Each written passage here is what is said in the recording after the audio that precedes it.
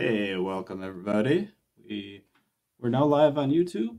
We're on here in Discord, in the politics Discord, and I'm here with Two-Day David. What's up, David? Hey. So, tell us what we're doing today. So today we are with the Flat Earth server trying to discuss why the Flat Earth is important to people and how we can go about knowing it too. And our goal is to do it in a style of like street epistemology, in that we're here to ask questions. We're here to understand the methods of how we get somewhere, as opposed to just trying to make arguments or make a win-lose situation. Our goal is we all understand better in the future. So if you're in the Discord audience, put your hand up and we will bring you up on the stage. We'll talk it out. We want to understand why you would come and why you want people to know the Earth is flat. Why is that important to you? And we'll go from there. Yeah, we do YouTube. Pierce and I both have channels where we interview people. And we also do this weekly call-in show on a few different Discord channels. Yeah, it's a lot of fun. We've been doing it for a few weeks now. I don't know how long we've been doing it. We've done quite a few shows. I love doing it. Just want to say, like, this isn't a debate. We don't really do debates. We like to just really explore, why it's important to you, perhaps how you've come to your conclusion, and it's a lot of fun. I really enjoy doing it. Yeah, nice guys. Well, welcome to the politics server and welcome to the 24/7 Flat Earth room. We're really happy to have you in here. Yeah. Excited to be here. How long have you been doing this room, AJ? I've been in this room since it opened. I think we've been in here close to 12 months in the politics server now. And what's your experience been like in a 24/7 Flat Earth room? We get all types of people in here, yeah. We get people who are genuinely interested and just want to know our position and where we stand on the subject. And then, of course, we always get the trolls that want to come in and really don't have any type of evidences to present or any type of logical argument. They just want to troll the flat earthers. Sure. It feels like there's a troll for every occasion. It's yeah. They need to have I guess that'd be the show Trolls maybe. But great. And it looks like we do have somebody with their hand up. And if Pierce, if you're good, I think I'm ready to start asking some people some questions. Absolutely. There's a text channel also. Someone asked, there is no way this is real. What makes you guys think the Earth is flat? So if you could also, while we wait for eye level to come up the stage. Well, I mean, a lot of people have different views on things. And our position today is to try to talk about the method of how we can discover if the Earth is flat or round, and why people talk about it. Why is it important to even talk about? So, generally, what we say here in the politics server, when people ask that question, we say the Earth is observably flat and stationary. It's observably measured as flat and stationary. It is practically used as flat and stationary. The logical conclusion of that is both flat and stationary. Hello. What's up? Welcome to the stage. How you doing tonight? Doing all right. Cool. Yeah. So, one reason why flat Earth is super important is, like, you guys actually believe the government is spending billions of dollars to send rockets to nowhere, as millions of children are starving to death on the Earth right now. So even if outer space was real, this whole space program is the most criminal misuse of resources you could possibly imagine. There is no rebuttal. You'll never actually address or defend the space program. It's a crime to defend it. George Carlin said it very simply that he called them nassholes, a special type of social criminal. He did a whole stand-up skit on how the space program is not this like gem of American exceptionalism. It's garbage. I would say this also. I think flat Earth. I'm not really a flat earther. Like I think flat Earth is a psyop, but you guys aren't even at that level yet. It's like it's just like flat Earth is its own deception. But yeah. I'd like to understand your position and how you arrived there, and obviously why it's important, like you just stated. Well, I have researched government psyops, and there's a ton of deceptions. And eventually you just realize that every piece of information about outer space is coming from a government agency, NASA, which was founded by Nazis and Satanists, Scientologists, and you can't actually personally verify any of the claims. So everything they say is a cartoon that you have to look at on a screen, and it's coming from the government. The same people who blow up buildings and, lie about absolutely everything, but there's this vast expanse above us and infinite resources that we need to explore as the government is simultaneously murdering its own population every single way they can. So we need to go and explore space, but they're killing everybody at the same time. It makes a lot of sense, right? I think I hear what you're saying. So all the information I think flat Earth is a psyop, though. Sorry, good.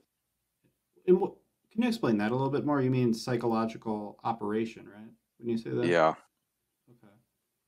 Well, the dude who popularized it, Eric Dubé, is actually a government agent, and there's a lot of evidence. But the main reason would be that, Earth is not actually flat because there's hills and stuff. So the term flat Earth is just blatantly incorrect on its face, but that's not really the main point. It would be that the Bible says that Earth takes shape like clay under a seal, and flat isn't a shape. This is flat earthers can't address this; they just get dunked on repeatedly. This is another just humiliation of the Globers, where it's like it takes me 5 seconds to expose every flat earther, something the Globers couldn't do for years. They're talking to flat earthers every day for years, and the flat earthers literally freak out at me when I say our hill's flat. They freak out? Yes, they lose their minds. When you say, did I hear this right? Hills are flat? No, I'm going to debate a flat earther, and I just say, are hills flat? And they just go, no, I'm not doing that. Let's just pretend that they are. Like, they just lose their minds. Obviously, the Earth does have a shape. Flat isn't a shape. So we don't know what the shape is. It doesn't mean the Earth is flat just because it's not a globe. It's a deception. It makes you feel like you actually know what the Earth is when you don't. It's another ego trip thing, just like globe Earth. Okay. So we got. I'm gonna try to repeat back what I think I'm hearing. So. We have all this evidence, but all the evidence, or maybe evidence isn't the right word, all this information that we have comes from government agencies. And because they're coming from this government agency, they have like this, it's only coming from one side, like it's a little bit biased. So therefore It's not that, it's that it's unverifiable. And they'll literally tell you on their website, NASA says that all their pictures of a globe Earth are CGI flat maps that they constructed and wrapped around a ball. And the artist tells you it's photoshopped, it has to be. So when they show you a picture of a globe Earth, the government showing you unverifiable space pictures, they literally admit they have to use Photoshop. So we can't actually verify this shit that they all admit is fake. And then when you actually go outside and test the Earth and measure it, turns out bodies of water, just like the water in your cup, swimming pool, a lake, it's all the same thing. Like an ocean is just a giant swimming pool. What would something verifiable look like? Like something you could go outside and test. But is there anything that you would trust another source to verify for you? Yeah, like another person doing something that I could do.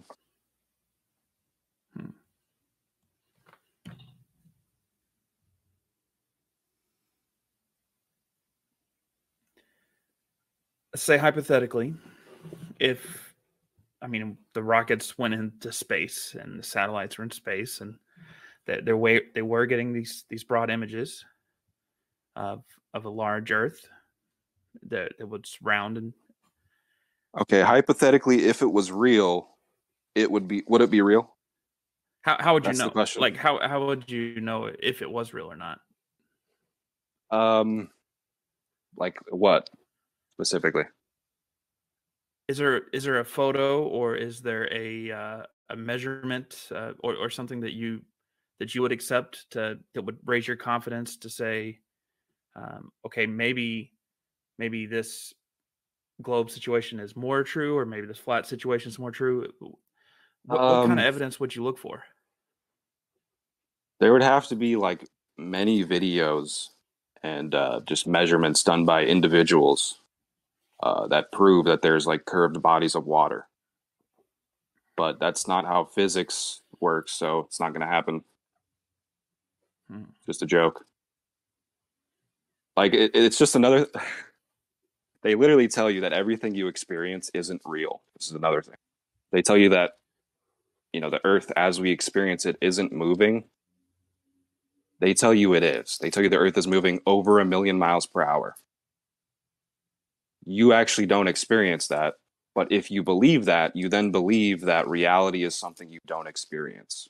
And it allows you to be, deceived in other ways, because you'll believe like you can actually experience reality. So they'll tell you things that you don't experience, and you'll believe it because you think nothing is real. Like, this sounds stupid to someone who isn't in this conversation. Like, you go up to a normie and you just say like, yeah, I don't experience the motion of the Earth, so it's not moving. I don't feel the Earth move, so it's not moving. That sounds stupid to someone who doesn't know about this topic, but that's the truth. So when you realize that, it's easier to understand everything about reality, because you just realize that, yeah, what you experience is real. Your senses aren't lying to you. The government is lying to you. Shocker.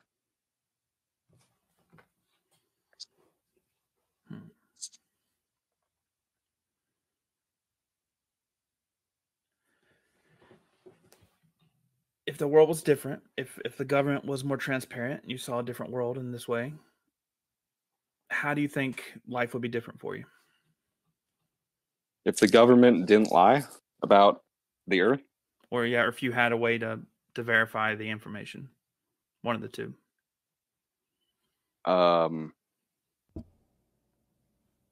Well, we would have more money, because we wouldn't be wasting money on this fake space program. It would be much easier to understand everything, including health, which we're going to just pretend that thing that they did a couple years ago didn't happen. All of these vaccines they give to people, I don't know if we could talk about this, but everything in the health is also a psyop, so that would all disappear too. It basically fundamentally distorts everything about reality. So this lie just perverts everything, destroys children. You want to just keep shilling for it, but this is a fact. If there was someone who was completely neutral, and this is a hypothetical, because, like, let's be real, probably there is no neutral person. But if there was somebody who knew nothing about either side, what would be the best way for them to come to a conclusion? What method would they use?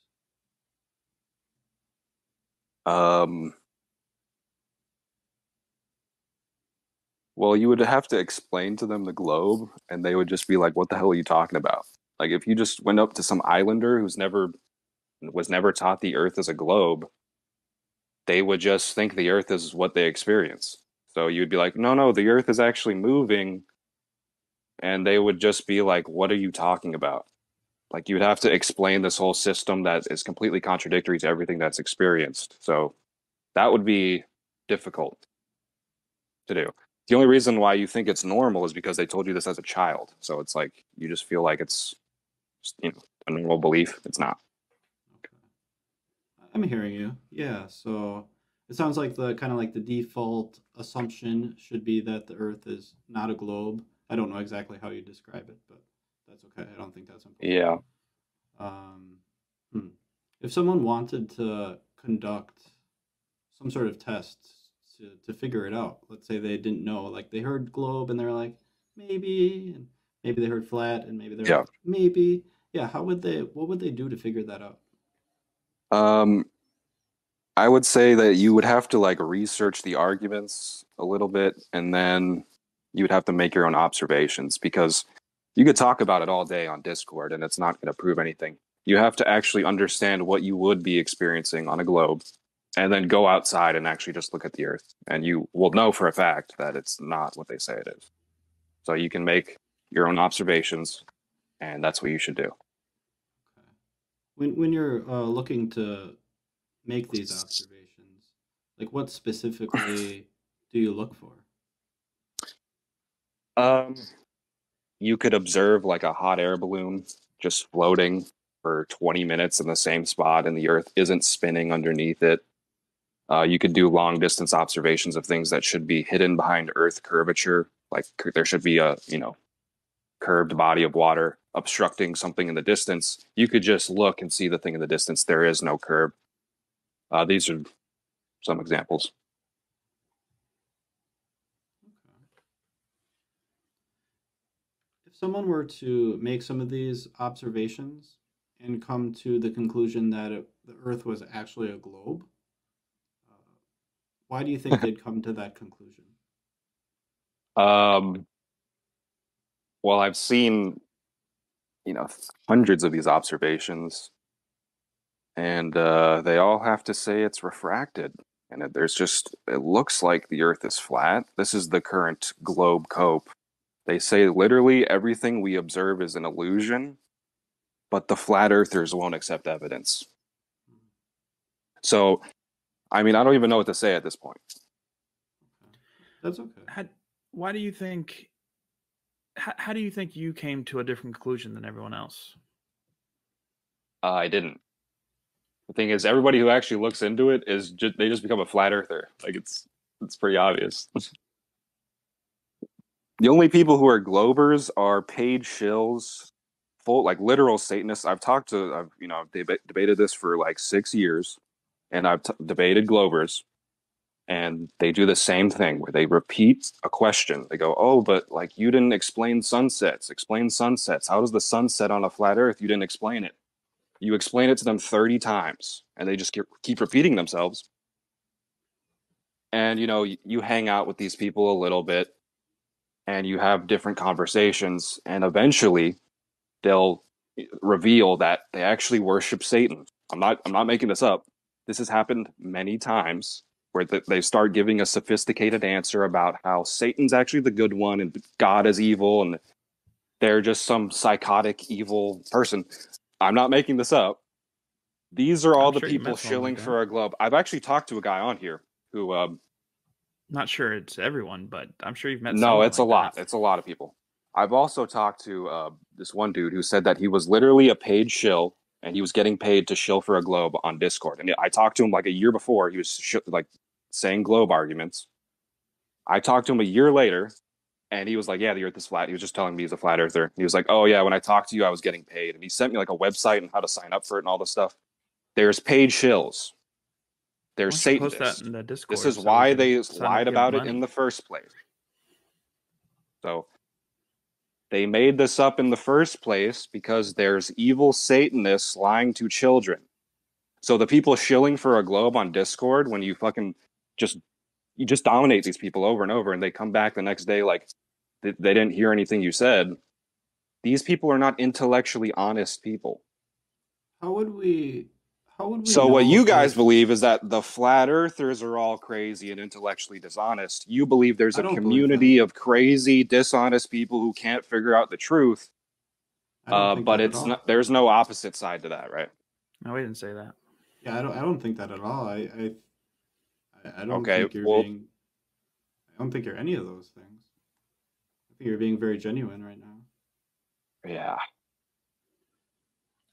I'll be honest. I'm not personally convinced of the flat Earth yet, but I'm not staunchly against being convinced, if that makes sense. At this Yeah. time, I just I mean, again, I'll admit it is what I grew up hearing, and it seems to be what the evidence that I've seen points to. Just to be candid there, but at the same time, I'm not someone who, like, I mean, I get, I mean, some of the things that you say, I mean, there are important things that, I mean, there is dishonesty in communication in different ways. There are ways that people take advantage of other people. All these things can be true, and it's still not be the full picture. And that's what I'm trying to understand. Yeah. I mean, the evidence is irrefutable. Like the actual arguments, there's no debate. So the fact that there is a debate means that there's people lying. So is it the people who are going against the government and against the mainstream system and actually defending children, or is it the people defending the criminal space program and the criminal ass government that's lied for, decades? They're spending billions of dollars on rockets to nowhere. In every single We're debate, lying, or they are. What? in every single debate like that there's ever been, is there one side that's lying and trying to be deceptive? Not just on Earth, Not at flat no Earth. no. Okay, But it happens a lot. it happens a lot. Okay, does it happen every single time? No. Okay, There's a ton of people who just believe a globe, and they're just like, "What are you talking about?" Like, they just think we're crazy. How do you tell the difference between somebody who's being genuine and who's Um, potentially being deceitful? I don't really care about that. I mean, I don't care. I don't talk to Glovers like on the regular, so I just troll them. So If All right. Well, everybody we have a came few around, one more Sorry, I was question, gonna say and I'll wrap up here with here. If everybody came around and dropped the globe mentality, what do you think would be the next thing you'd focus on next? well, I've already moved on. The thing that I'm focusing on now is like nutrition and health, which there's way more deceptions than cosmology. So everyone's about to die, even if you, yeah, whatever. It's too much to get into. So Yeah, maybe another time. yeah, thank you. Yeah, appreciate thanks you for coming coming up. up. Yeah, I appreciate it. Cool. Sorry to interrupt, guys. I was just going to say we have a few more guys here with their Oh, hands yeah, I up. appreciate you. We've got UNTV. He's probably been waiting the longest. Mm-hmm. If we want to bring him up. Bring him up. Absolutely.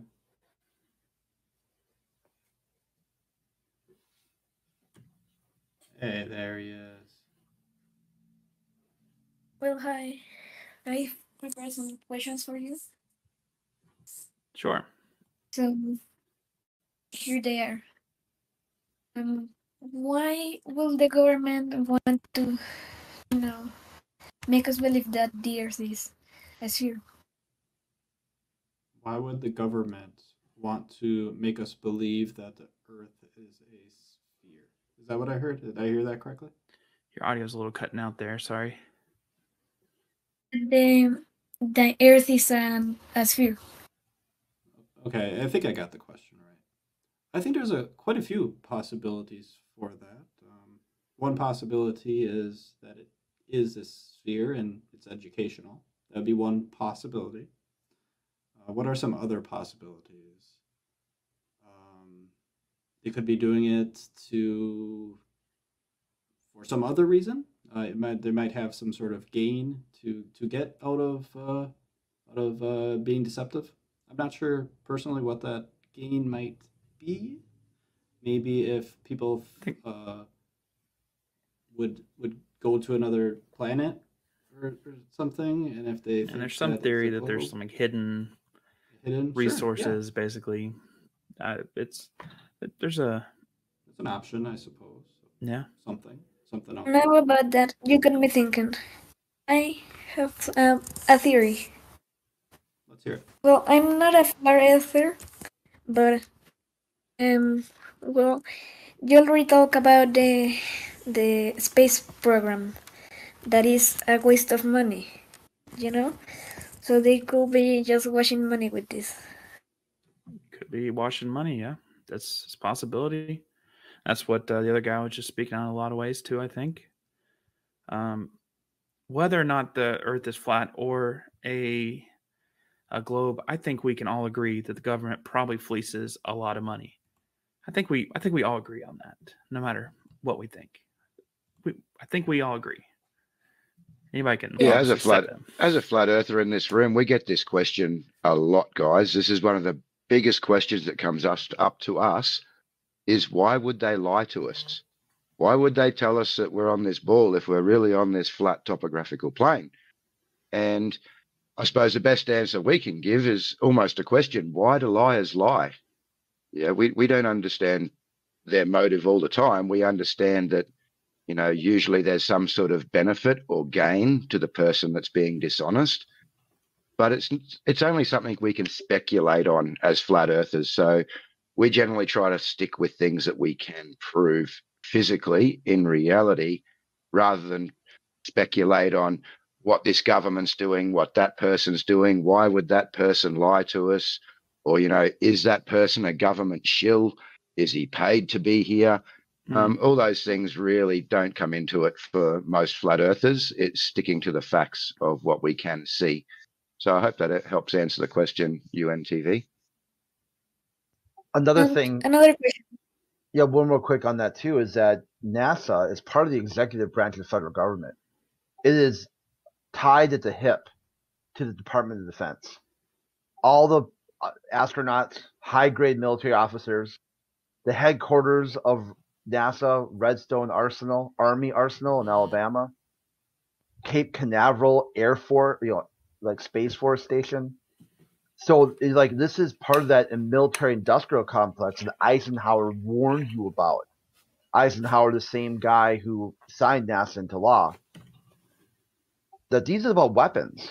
These missiles, these rockets, they're delivery systems for weapons.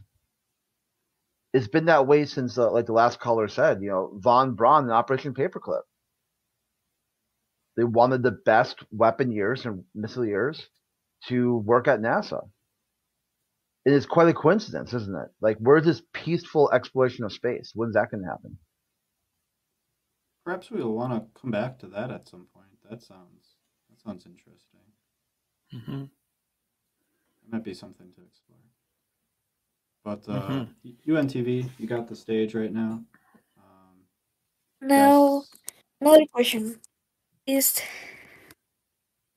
if the Earth were flat, according to you, what is the map of the Earth?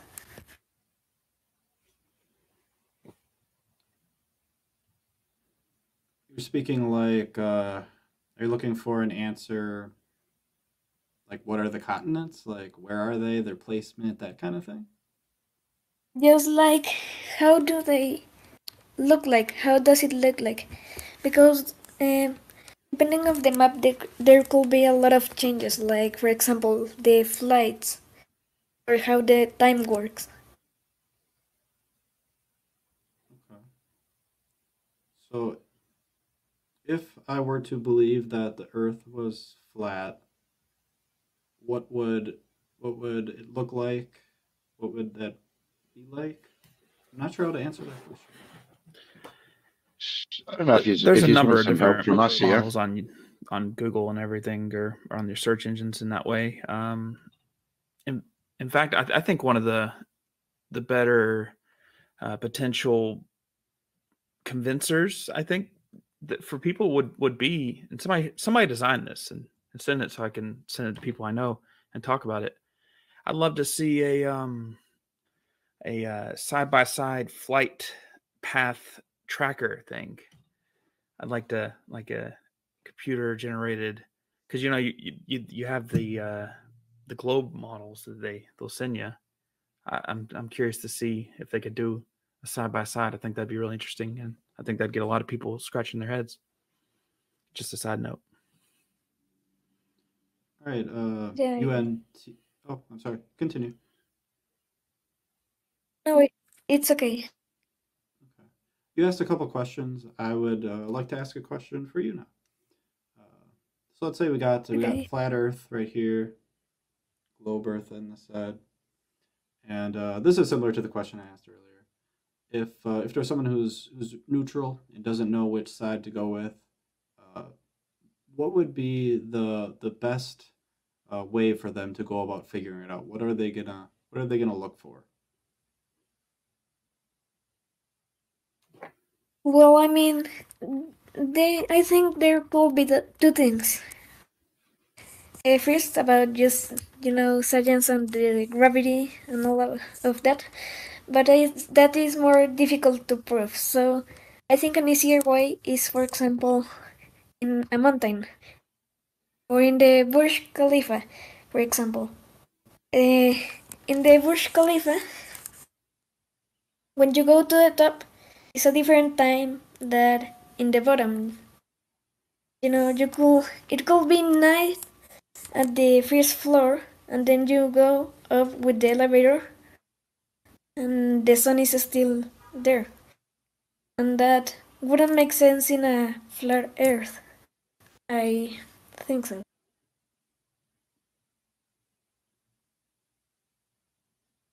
I didn't quite grasp that concept, and that's probably my fault. Um, Your mic was kind of going in Yeah, and out there. I Yeah, I mean think what that. he was trying to explain, guys, was that on the Wes Khalifa Tower, I think he said that when he goes to the top, it can be still daylight, but halfway down can be still dark. And he would like to know why that would occur on a flat Earth. Yeah, I mean, uh, well, if the sun works like I think it works in the flat Earth depictions, that will make sense. okay, I think I'm picking up what you're putting down. When you said Wiz Khalifa, I think that's what you said. I only know that as a rapper, so that got me totally Oh, confused right Wes off the Khalifa. bat. I might have missed that, guys. I might have missed it wrong, Oh, but Burj Wes, Khalifa. something Khalif building. Fair enough. It's a tall building. We can go with that. It's all good. So I think what I'm hearing is at the top of the building, it might be still a lot of light coming into the building, and then as you go down, there's like less light coming into the building, so it's like darker inside. Um, I'm not. I've never really heard of that before. If I'm completely honest, um, what what alternative um, uh, Explanation. conclusions could we come to? Like one conclusion might be that the Earth is flat. Um, what other scenarios might there be that could lead to that phenomena?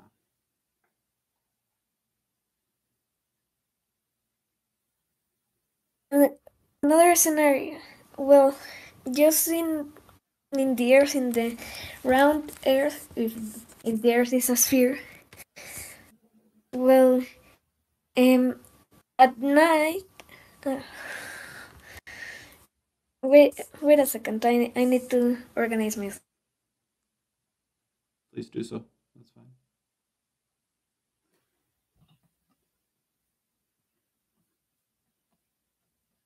After this this back and forth right here, I think we'll go to the next caller.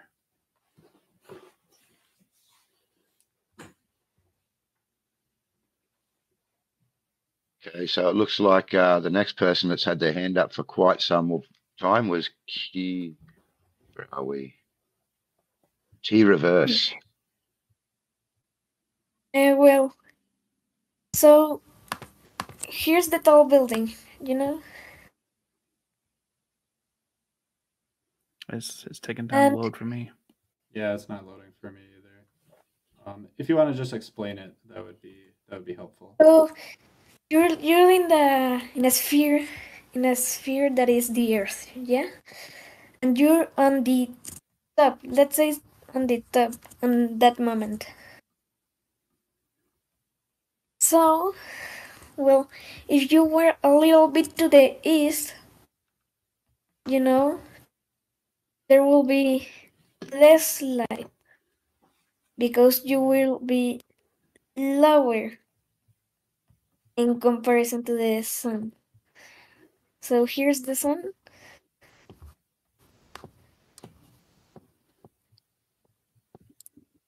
And it just stands right here.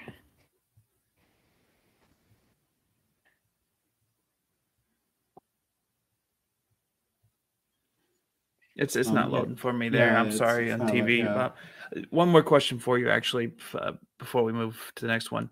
Why do you think someone who believes in flat Earth would not think that was evidence for them?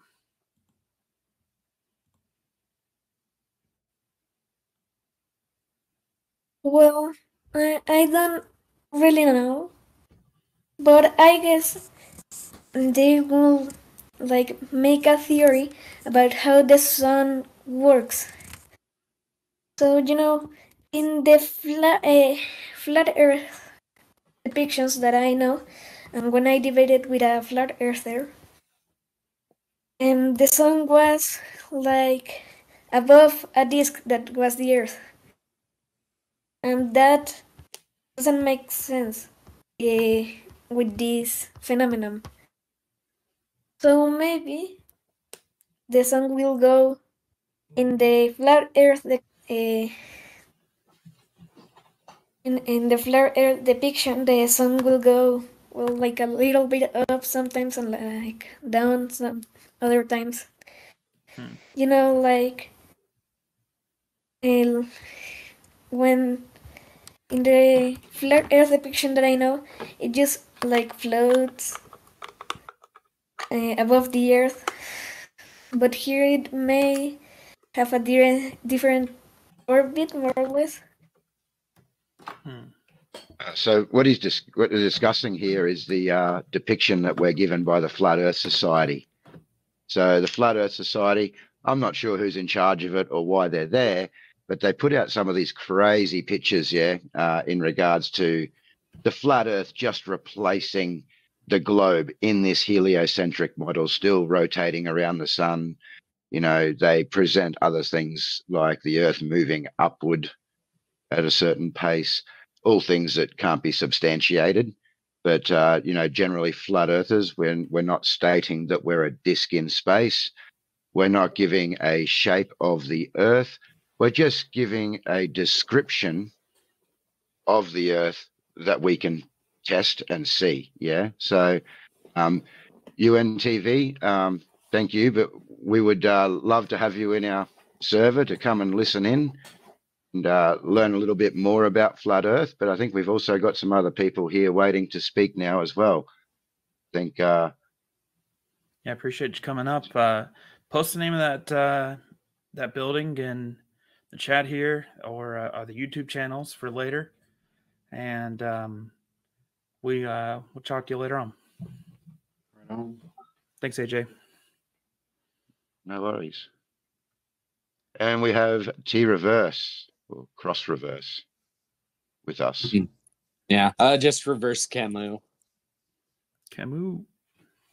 Hey. Hey, welcome. Hey. Yeah, it looks like you got some people who are actually familiar with the flat Earth chopping up here with you. Yeah, I wasn't quite sure about the intent of this, but yeah, I guess in responding to why flat Earth is important to me, obviously it's not. I'm a globetard, but I guess I respect it to the extent for its epistemic search for the truth. Like they just see everything in front of us looking flat, and they just to go every other story that doesn't align with that, they say that lost my train of thought. It adhere to what we see, so they say that like the globe Earth's not true, and it's just this commitment to this extreme skepticism, which I can respect it to that extent, but it just doesn't make sense to me. But I guess in terms of the claim that always gets me with the flat earthers that I've never really heard a response to. I don't really go into the channel too much because it's just full of people and people talking over each other. But the Eratosthenes experiment with like the two very long sticks that he put in two different places, and he measured the shadows at different times, and it turns out that the angles of the shadows were different, and he used that to calculate the circumference of the Earth. And this was like pre-Christ, and we the official story is that we've known that the Earth is oblate spheroid pretty much since then, and I've never really heard a response to that. I was wondering if there were any traditional flat Earth responses to that. You'd like a response to Eratosthenes? Yeah. Okay, cool. No worries. Are you guys happy for me to do that, or you just want to have a chat about Eratosthenes first with him further? I think. Quick question: if you found a satisfactory answer to Eratosthenes' experiment, if you that seemed to meet all your epistemic needs and all that, do you feel as though you would still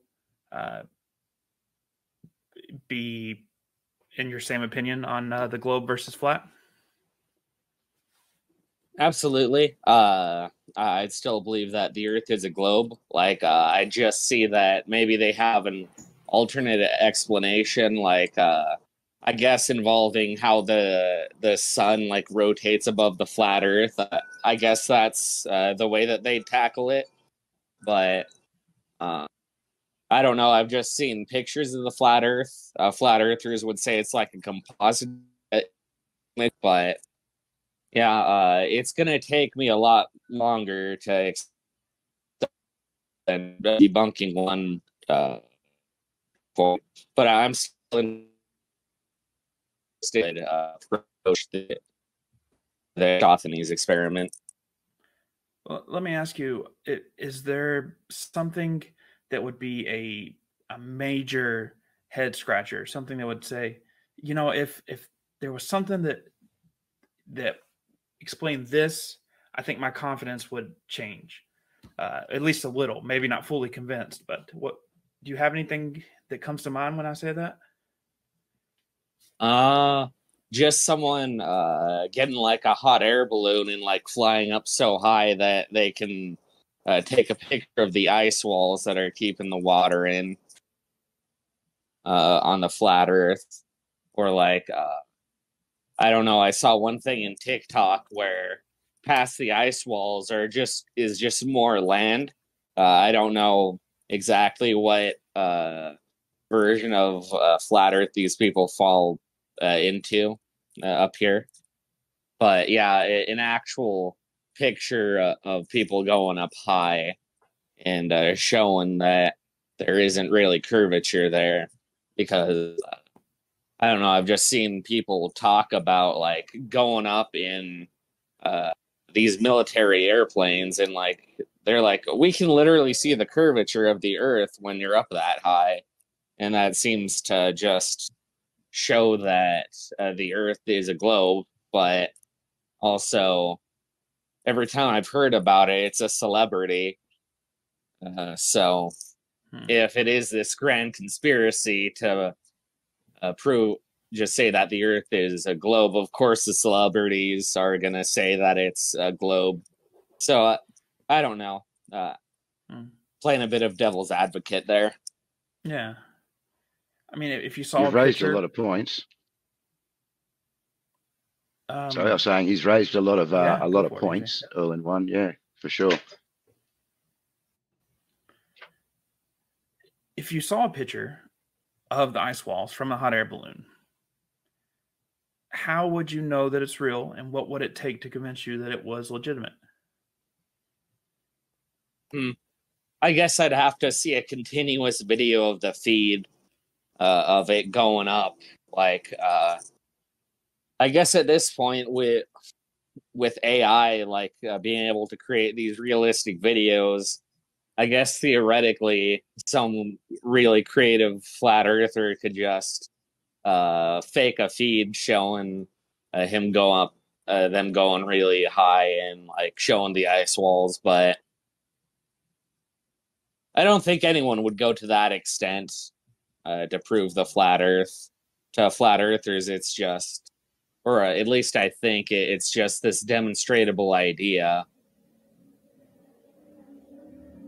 How about like in the text chat you had posted Terry Thatcher's Discworld with the disc of the Earth being held up by elephants on a sea turtle. Where did that come into your mindscape? How were you able to somehow take a complete work of fantasy like Lord of the Rings and then apply that to someone else's worldview? What was your process that you went through to get there? I don't know. It was a bit of trolling there, like this flat Earth view. Like as someone who's raised believing the globe is the truth, like you're gonna joke about it because the flat Earth, like to someone who,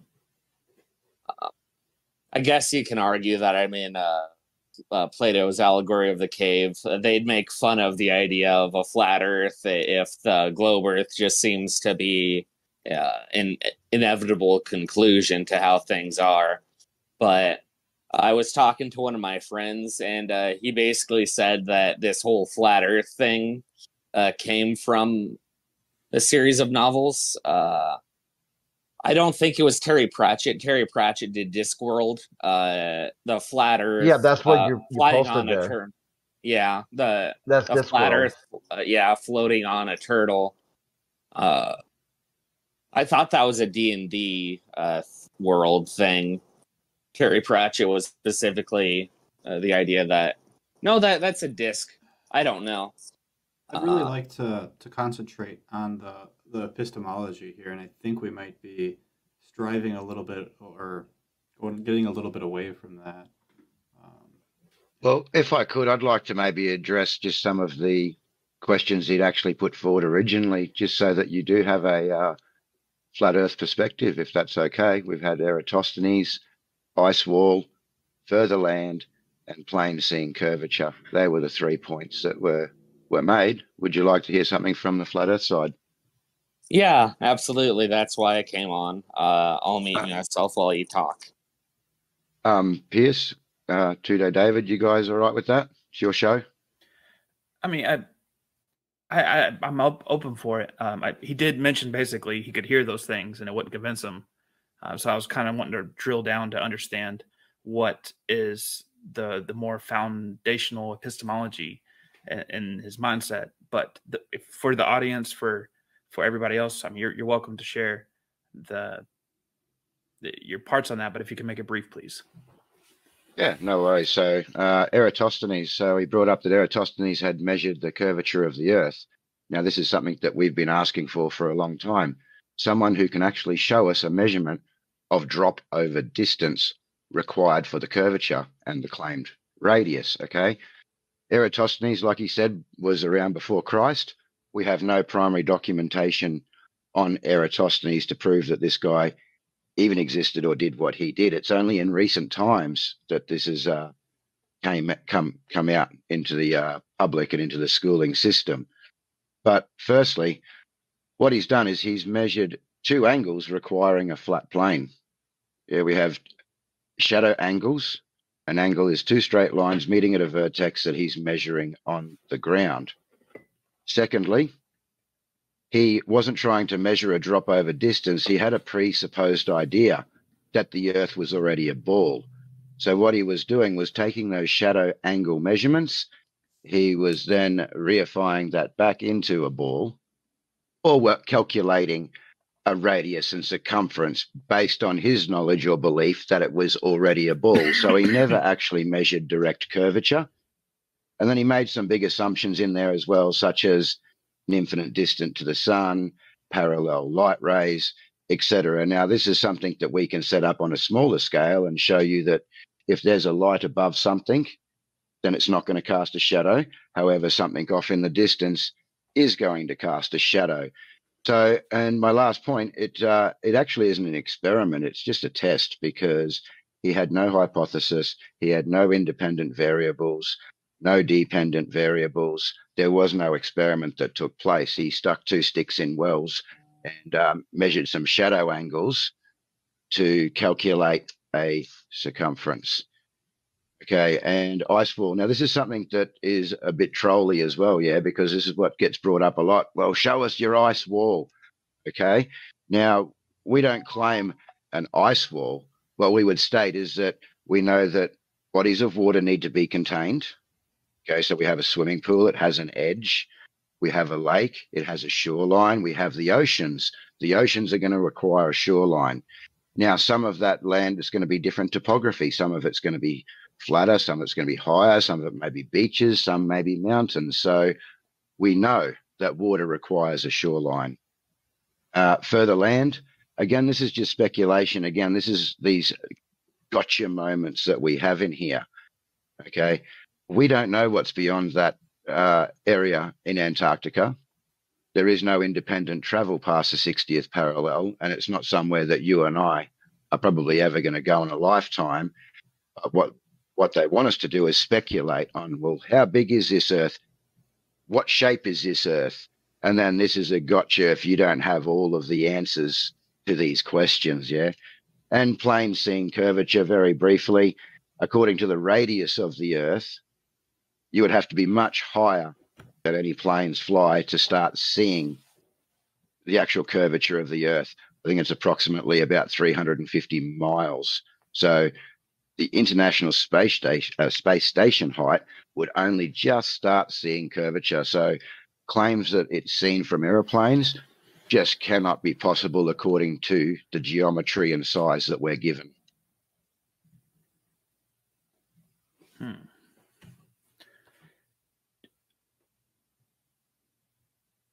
If somebody were to come up to you with more of some of the other flat Earth hypothesis models, like the disk world or the ice walls around and stuff like that,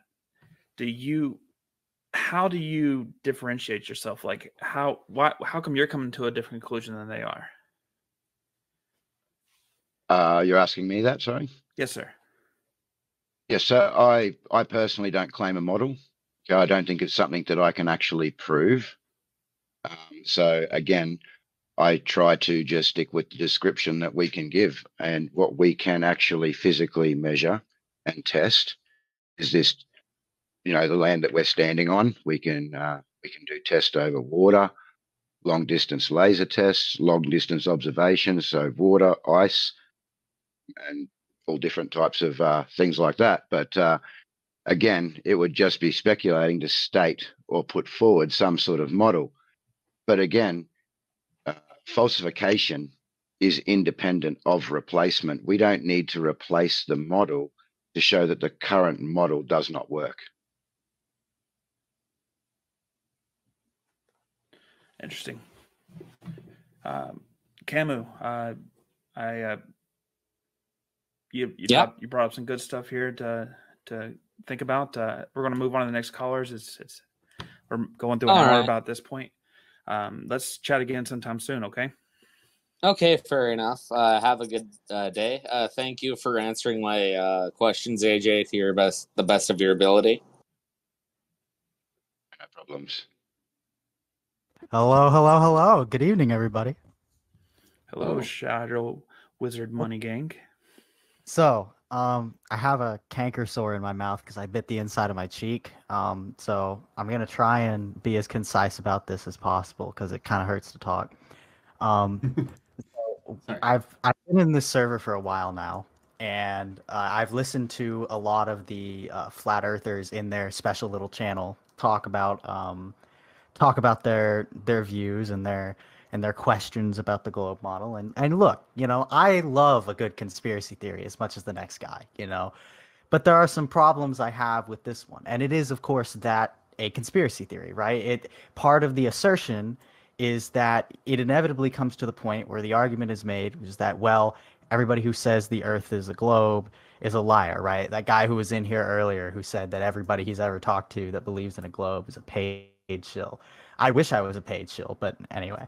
That being said, though, I have 4 issues I take with this assertion that the glowies are lying about the shape of the Earth, right? And I wrote them down here, so I'm going to try and deliver them. Well, pretty here, concise. hold up for real quick. Like, what drove you into the pipeline that observing the Earth as flat and stationary is actually a conspiracy theory and not an observation? Because this is something that I've detected. It's not just the observation, right? It's not just saying oh well, it looks flat to me. It's saying it looks flat to me and they're lying to you about it, right? This is what it inevitably comes to. I'm not saying you're saying that. I mean, you might be. I don't know. That's like But Voltaire. look, Voltaire had said if you can. Okay, listen. I need to get to these points, man. Well, because or we're going to be here all night. Well, you're looking the wrong direction. Okay, if you want conspiracy topic, this is not the conspiracy. You need to let me make these points. Time out. Hold up. All right. The goal of the show is not to debate. It's not to argue. It's not to hammer points. Not to prove people wrong. There's none of those things. Well, they're questions. They're questions. They're not points. They're questions. I should have phrased that better. Okay. Yeah. The question is, what drove you into the pipeline of this being some kind of conspiracy theory? That's what we're looking to explore here. You did. No, I did. No, I didn't. Yes, you did. You absolutely did. I tell you, I didn't do that. I'm not here to argue about pipelines. Okay, I'm here to ask my questions and have them answered because no one has yet given me these questions. Okay, there's been a lot of derailment whenever I ask them. So that being said, the questions I have. Okay, it doesn't seem like you're listening already. That's the problem. Look, you need to listen to the questions I'm about to ask. Okay. Yeah, this is not the forum for talk about your meth field symposium about why government would lie to you. It's not meth field. Okay, that's nice ad hom there, buddy. Anyway, so the first question I have. So, what is the motivation for world governments, even world governments which are? We're just gonna move on. All right, y'all kicked him. Is that what happened? Yeah, trying to figure out what the motivation of world governments are. I mean, go to a politics like conspiracy thing. You want to know why governments do the things they do? I mean, that's like not on topic at all. It's like if he would have explained why that matter, like how is that related to flat Earth? But it's not. He's never going to do it. Could you just repeat sort of the goal of this conversation? Because judging from the way that previous conversation went, I would just like a bit of clarification as to just so I don't overstep any bounds. Yeah, I would love to. So what we're trying to practice here is street epistemology. Personally, I like to throw in a little nonviolent communication too. So street epistemology is a conversational technique in which it's not confrontational and it's not a debate, where we talk about what you believe, why it might be important to you, how you've come to your conclusion, and try to figure out if you've done a bang up job and you've come to your conclusion, you can give it 2 thumbs up, or if maybe there's some room for improvement. And we just want to hear you out. We want the goal of mine is to understand, and another goal of mine is to get you to reflect, to think about the reasons you hold your belief. Okay, so there's a lot. So I've been following this whole flat Earth talking point and debate. I have so many questions. One of them is why would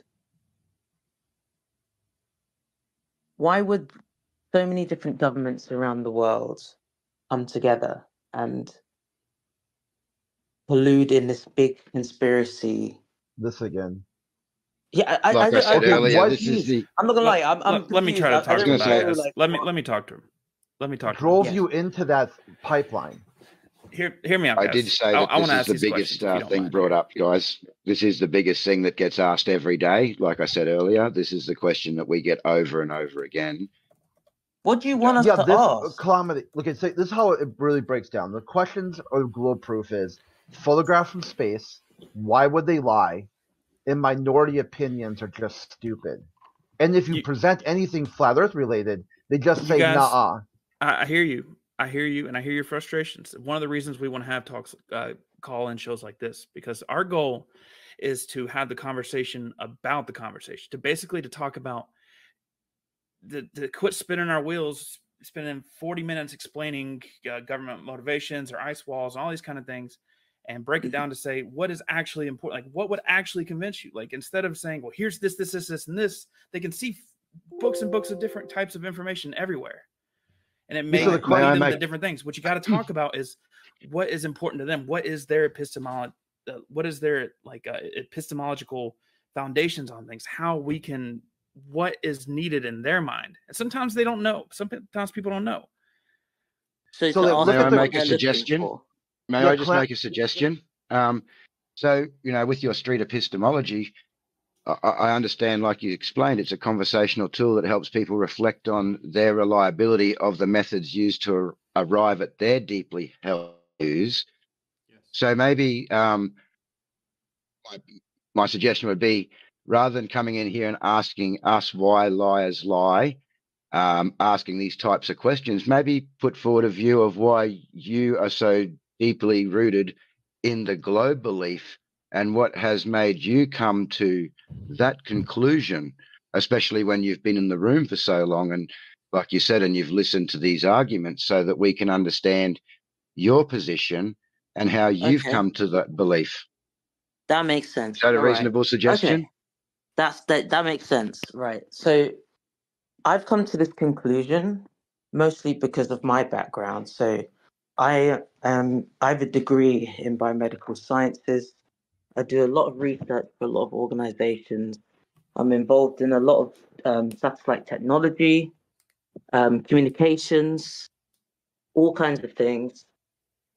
And the people I work with, the industry that I work in, and the work that I do all involve information that takes into account the curvature of the globe. When I'm looking at different frequencies and what frequencies to use when communicating with satellites, when we're sending up biological experiments to the International Space Station, we have to take in all these different factors that wouldn't occur on a flat Earth. And I just find it so insane to me that I just don't understand.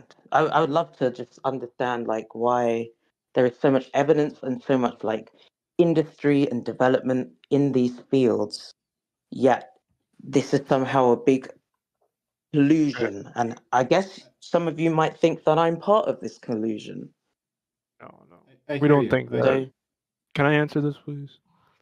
First of all, I just want to premise this saying I don't think you're a globalist at all. I don't think you have any intention of world domination or any globalist agenda like global warming, because we know meteorology shows us that we have different ecosystems and all this.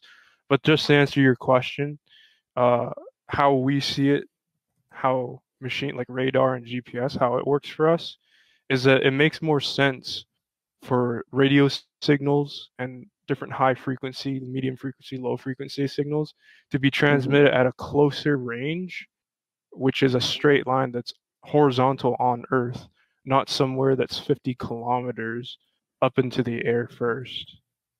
That makes any sense. Do you hold that belief? Hold on, Clem. Sorry. Yeah, Calamity. I was looking at some of the comments you had posted, like Christian nutcases. Do you think the people going to the ISS are not Christians? No, I think a lot of flat earthers are Christian nutcases. But not the globe, not people on the globe. Case that they bring up religion and they bring in the Bible and talk about, but that's just me ranting. Yeah, but do you know that if you believe the globe story, they brought a Bible to the moon. The current director of NASA said he's personally spoken to God, and God told him to come out of retirement. So if your epistemology is that you're against religion, how are you able to look the other way when you see the same religious principles? My epistemology right now, okay, I will get onto that, but I do want to talk about the radio frequency stuff. Oh, that was just a side thing. But I didn't get to respond to that. See, this is kind of the point I was trying to make earlier, guys. I mean, we could spend 20 minutes talking about things that aren't actually important to each other. And and you guys have had these kind of conversations with 50,000 different people. You've had these same conversations over and over and over and over. We want to try to talk about it in a different way. We want to try to talk about it in a way that it's actually focused on the person you're talking to, because you can hear a million different I mean, there's a million videos, there's a million servers. People see this stuff every day. Yeah. We're trying to talk about I think just to expand on the radar stuff. I think that guys, can we just stop for a minute?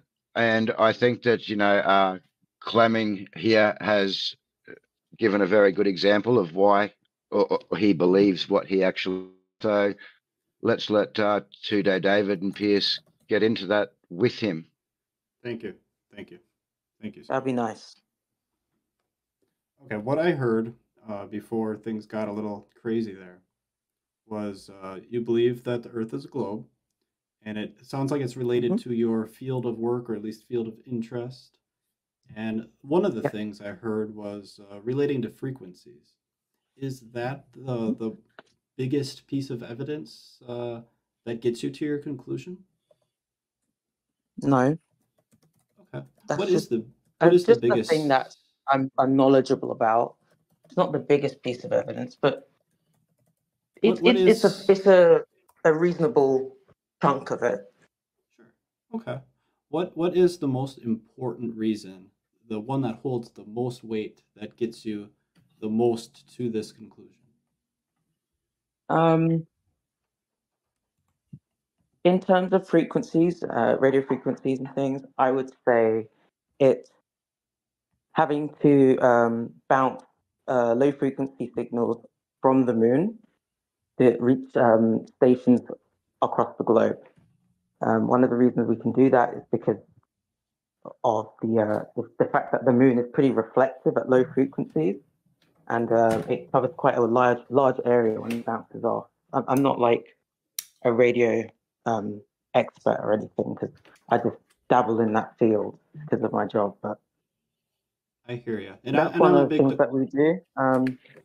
When we are downloading information from science experiments on the ISS, we have to time the position of the ISS directly. So we also have to take into account the delay that it takes when we're sending signals, which is about three seconds depending around. But there's so many different factors you could possibly determine distances between stations with these things. Hold tight, my friend here. Just at the risk of being redundant, if somebody gave you a plausible explanation for the bouncing of the frequencies, do you think that would convince you that you're more likely in a flat Earth, or that you're less likely in a round Earth? I mean, it would have to be solid evidence. I mean, it would have to explain the frequency attenuation, Doppler effect. It would have to explain the exact positioning and why it aligns with the quote-unquote moon that's in the sky. There'd be so many different things. But I mean, if there was solid evidence and it was peer-reviewed, maybe not peer-reviewed, because I doubt they could peer-review it, but if there was solid evidence and it had some reasoning and math behind it, and the math checked out, I couldn't look into it. But there usually never is. So cool. Thanks for that. And you're welcome in our server again anytime to come and listen in, have a discussion, have a look at some of the stuff that we can present in documentation form. And it's good to have you here. But I think we've got Come Catch This Drift up here as well. I believe he may be a flat earther by the sounds of it. Maybe he can explain to you guys why he's got his position. Yeah, go ahead. Please do send me that information. I would love to look over it. So Okay, you no can do problems. that. I'll send you some. I will send you something once I'm finished here with the show, and I'll message it to you. Sounds good. No worries. And come catch my drift. I think you're a flat earther, so maybe you want to explain to Pierce and to Dave, how you came to becoming a flat earther and why you hold these beliefs so deeply. Sure, yeah. I mean, okay. I mean, first time I became flat earther. Yeah, I was like out of high school and I didn't have I was working. I didn't have anything to do.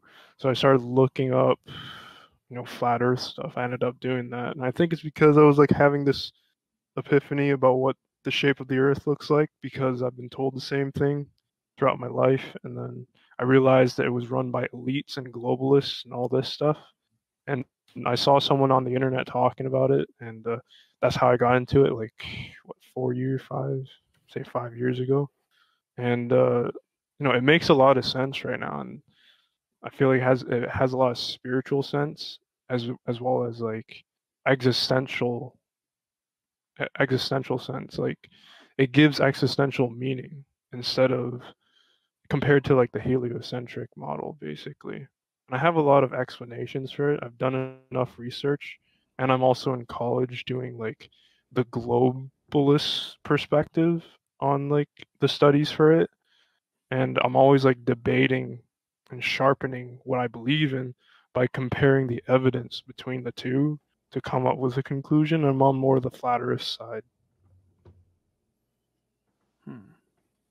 Okay, I hear you. So what we first started saying at the beginning here was like you've come to the conclusion that there's these elitists. Is that like the main reason you have for coming to the conclusion of flat Earth? Yeah, because I realized that all power corrupts, like absolute power corrupts. And when I started like believing that, I started looking up into Freemasonry, secret societies, and how the elites are heavily involved in that. And they're a small group, and a small important group, and they always like they want to be together, and how they work together is through like all these weird rituals, like these pagan rituals. And they all one thing these pagan rituals believed in is worshiping the sun and all these deities that are like basically celestial bodies that they give, the traits of what their god is to. And it's constructed, it's like pantheons. And it's like these elites still practice these things. And when they do these things, they come with all these agreements on education systems and what they feed into the media, and it's all the same throughout the Western countries. You could see how all these systems are connected. Okay, I think I'm picking up what you're putting down. So we got the elites, Freemasons, and their they got these rituals, and let's just say that these things as you're describing them exist, and there's lots of people who are trying to do these things, are doing these things in the world. Yeah. How does that connect to the shape of the Earth? What is the connection between these? The shape of the Earth, how it connects to this is like if you fundamentally believe what your existence is, like your existential meaning, like if you give like a good if you know what your perception of your existential life is or what your reality is, it sets the foundation for the rest of the things that you believe in. Like if you think that you came into Earth and there was like you just popped here, you just came to being and there was like no reasoning behind it, like you don't find causality in it, like like you're pretty much an atheist. I feel like you wouldn't understand how different civilizations depicted Earth, what it looks like based off of what they believe in. So once you understand those things, once you research those things, you scope into your actual existence, how you live things versus what you've been indoctrinated into believing. Then you start to pick out the differences, like CGI imagery. How would you live your life differently? How do you live your life differently? You said that it gives you more meaning and yeah, than the opposite perspective, I guess. when I found out like Earth is flat, ever since then, all I ever wanted to do was just look at the horizon, just like every morning when I wake up until like every night. So I was like thinking about if I want to do this for the rest of my life, I might as well have it for my career. And what careers are those? Being a pilot on a plane, or being a trucker, driving on the road, or just sailing on a boat. So I was like, I picked sailing. So now I'm in college, and they're teaching me everything about like the globe heliocentric perspective, and that's like a challenge for me because people know at my college that I'm a flat earther because I've debated the professors there and also the students, and I'm not expelled yet. Like I'm fucking like just flying through. I'm just sailing right through. It's easy. Literally sailing. When people might, it sounds like people might put you down for being a flat earther. At least that's kind of what it might have sounded like. Yeah, If that, I've been, dude. sorry. When I went, that's probably been the reasons why I've like lost opportunities because people thought I was some kind of weirdo. Right? Gotcha. I don't. But just as much. It does affect your career because like if I tell one person, it goes up the chain, and then the captain knows, and then one captain tells another captain, and the captain tells a company, and the company tells another company, and then it gets hard for you to find a job. So it's like really hard to like do that. So like I have to like pick my moments like correctly. Gotcha. Why do you think them knowing you or believing the flat Earth would affect your job or their perception of you? Obviously, because they're probably going to be skeptical of my like intellectual capabilities, right? Especially since I'm just a student. And like my ability to obey and comply. When these things happen, like when other people perhaps make these judgments about you, how do you feel when that happens? What are your feelings? They're expected. I expect it. That's kind of like I chose to do it at first, mostly, like kind of, because like I wanted to. I just wanted to debate people, and I wanted to reveal the truth, right?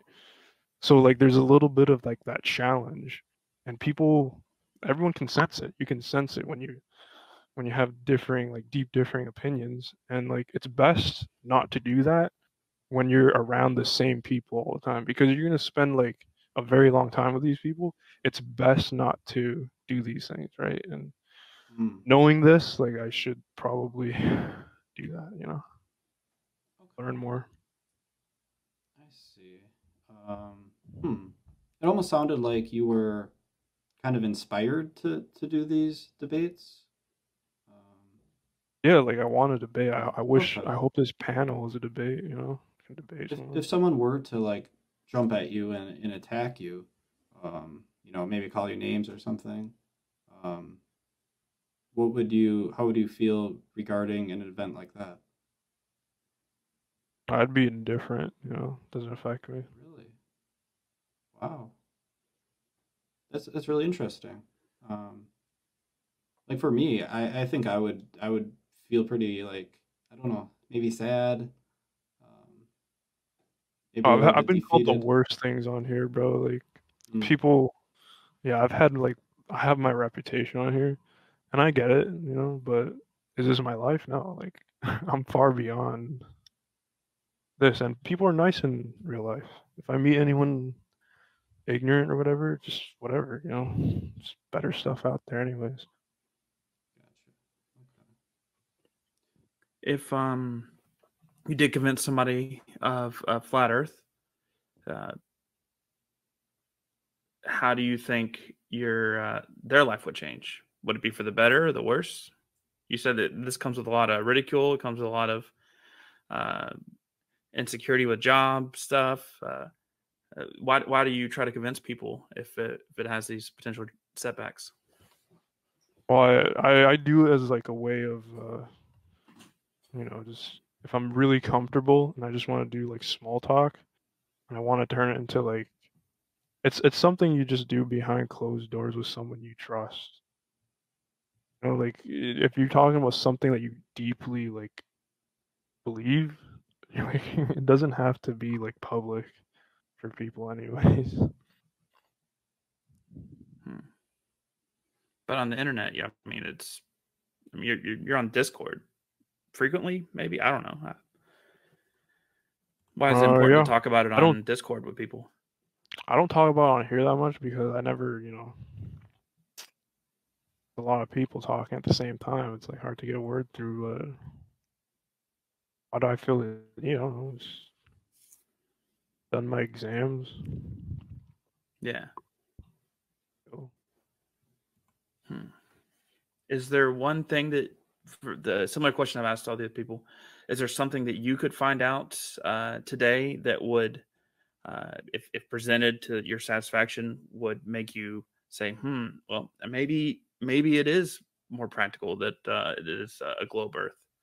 Is there something you could find out? Yeah, there's a whole bunch of stuff that's practical I'm using that it makes me sound like I'm a globe head, But if I just focus on the practical things, the truth shows for itself. But then I hear someone saying, "Oh, that's you can't use a practical example for a causation, right? Like just because you see the results doesn't determine the cause of it." So it's I don't know about that kind of thing because you see what happens. That's your deduction. Because I mean, at this point, on a scale of 1 to 7, how convinced are you that the Earth is flat? 99.9. Okay. Is there something that you could learn about or see that would lower that from a 99.9 to an 80% or a 50%? Yeah, I would say gravity. The one thing, if I'm convinced that gravity is real, then I'll lean towards the 80%. But if gravity's not real, then it's flat Earth 100%. And I know the experiment. I need an opinion on this. What do you mean? So so there's this experiment, right? So let me just let me preface this. So gravity, right? You need the idea of gravity because it's relative, so you can use it in the idea of space travel or somewhere that's outside the atmosphere. You want to compare gravities, right? But you can also do that underwater as well. The thing is if it is an enclosed space like the firmament, that's the reason why we have an atmosphere. But globers say there's air on Earth because of gravity, right? So what could you see that would change your opinion on gravity? If there wasn't gravity, right? If gravity wasn't real, then the globe heads wouldn't have a reason to say, "Oh, well, that's the reason why air is sticking to Earth because of gravity." Sure. But for if gravity wasn't real, that wouldn't be the cause. The cause would be it's in an enclosed space. That's the cause, not gravity, right? Back to the 99% to the 50%. What could you learn about gravity that would make you say, okay, maybe gravity is real? Yeah. So this experiment, right, is the helium experiment. It's you basically take a vacuum chamber, a small one, doesn't have to be big, and you just take all the air out of it, which is going to cause negative pressure, by the way. And then you inject that room, that chamber, with a gas, say helium gas, because it's less dense than air and it floats, right? Which defies gravity. Will that helium sink to the bottom of the chamber, right? Like water, like fluid? Or will it take up the entire space, try to expand itself in that room like a gradient? If gravity is real, it will sink to the bottom of the thing. You keep giving a few number of qualifiers, it's oh, if gravity is real, but what I'm hearing is I don't think you're actually convinced that would convince you. That would convince you already have, because that's the perfect experiment to simulate the firmament, the flat Earth model. It's enclosed space with air that's in it, right? But we're taking out all the air to eliminate the atmosphere situation, and we're just only focusing on the gravity. If gravity is real, then we would see this let's add color to the air, that gas, right? That gas would sink down If not, it would just take up the space, right? But we would assume that takes up the space because there's negative pressure in that chamber, right? So the pressure is like basically trying to implode, right? Trying to pull gas inside of it. But if we were to take that same vacuum chamber up into the atmosphere where the atmospheric pressure is zero, like absolute zero, I would say like that if that you're eliminating even more like factors out of this equation, which gets to but no one's ever done that before. And I think that's like the only way to prove if whether or not gravity is real. It has to be outside of the atmosphere. May I jump in here real quick? I'm wondering what does gravity have to do with the shape of the Earth? Well, that would be the model. There's two models. There's one that's a ball and it's revolving around the sun, and then you have the flat Earth model, which could be an endless plane of land and water, or it could be an enclosed space, and like an enclosed dome or of plasma or water above it. Yeah, I believe he's saying gravity only exists in one of these and not the other. Exactly.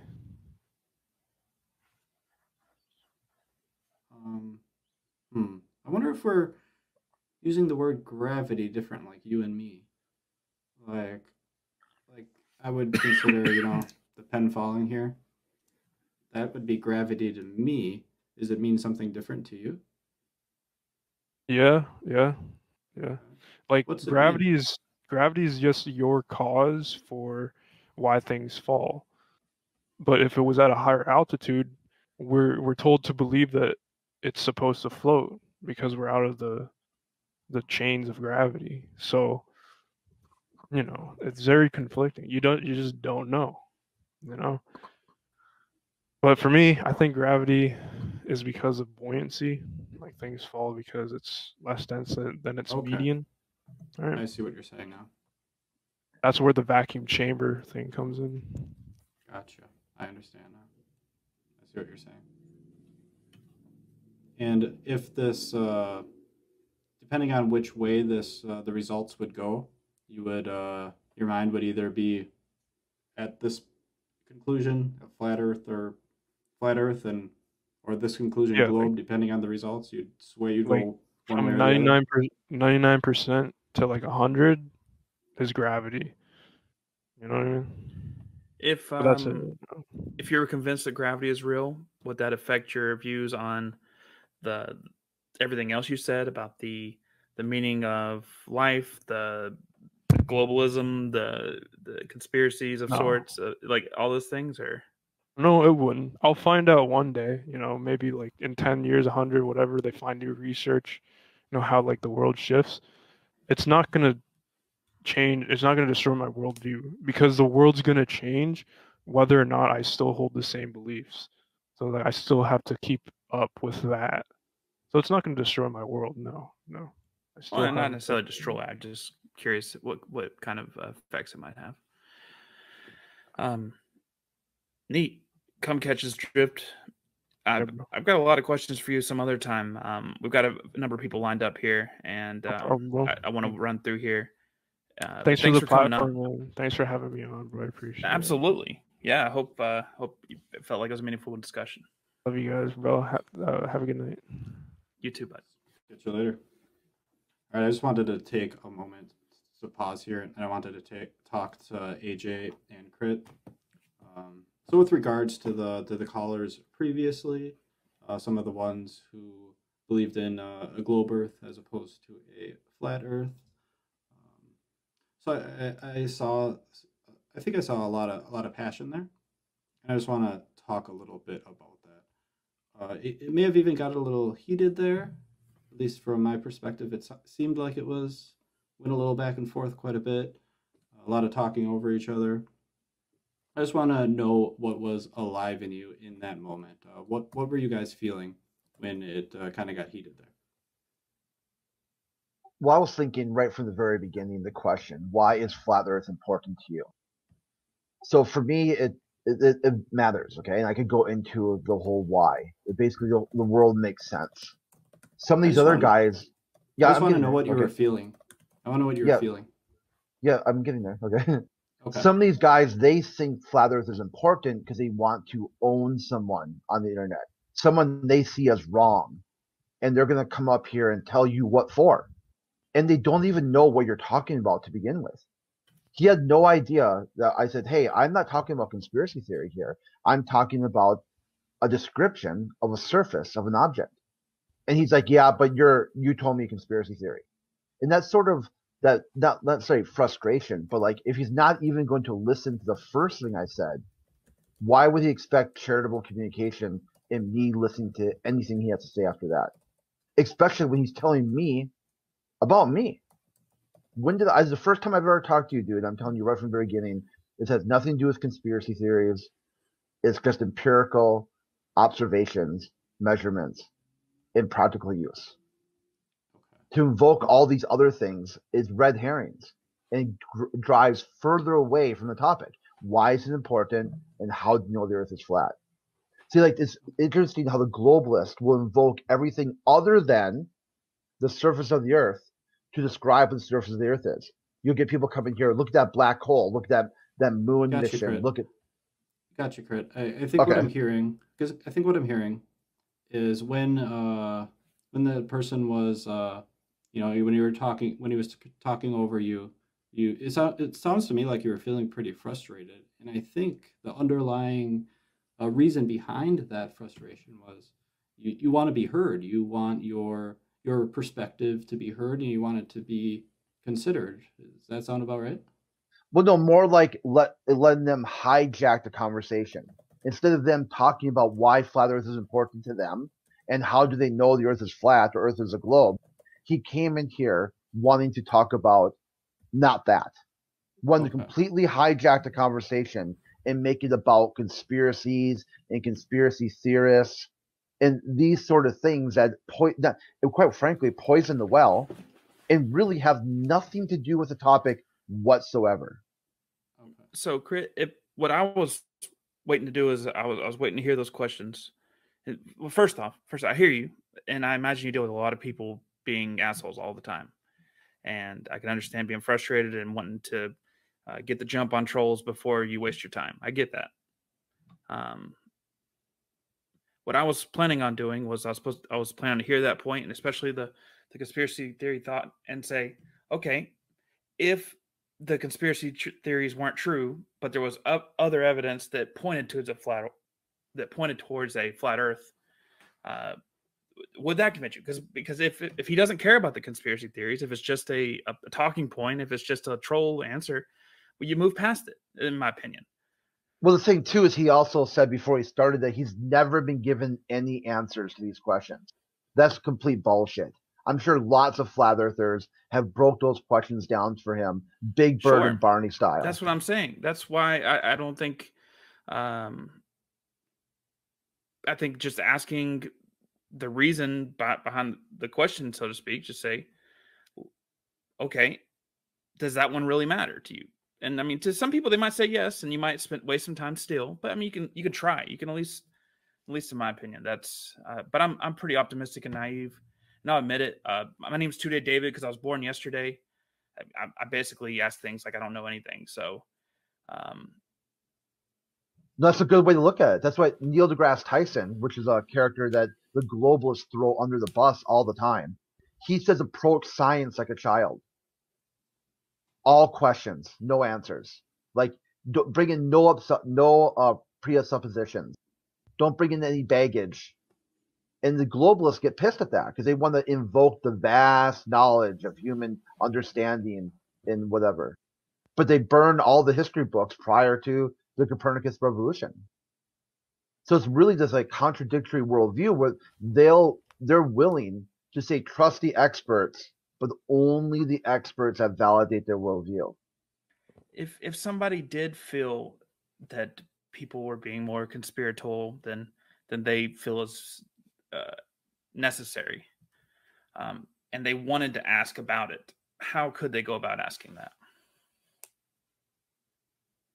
Yeah, to explain why they think conspiracy theory Why is it important? It's like, start the question. Why is flat Earth important to you?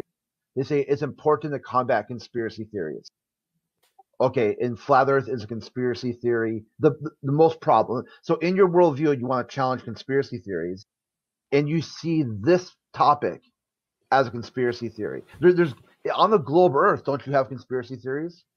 Why do you need flat Earth to frame your idea to combat conspiracy theories? Because you see them as harmful, misinformation, la-di-da, right? All these first world problems. So why do you dive into flat Earth and talk about something that on the globe side is a bigger deal than here? It seems quite counterintuitive, like in the way of making a mountain out of a molehill. If your hang up is this one, go ahead. I was just saying, have we lost 2-day Dave? He's just no. gone. His camera every once in a while shuts off. He'll be back in a moment. I hope. I think I heard him, so he's still here.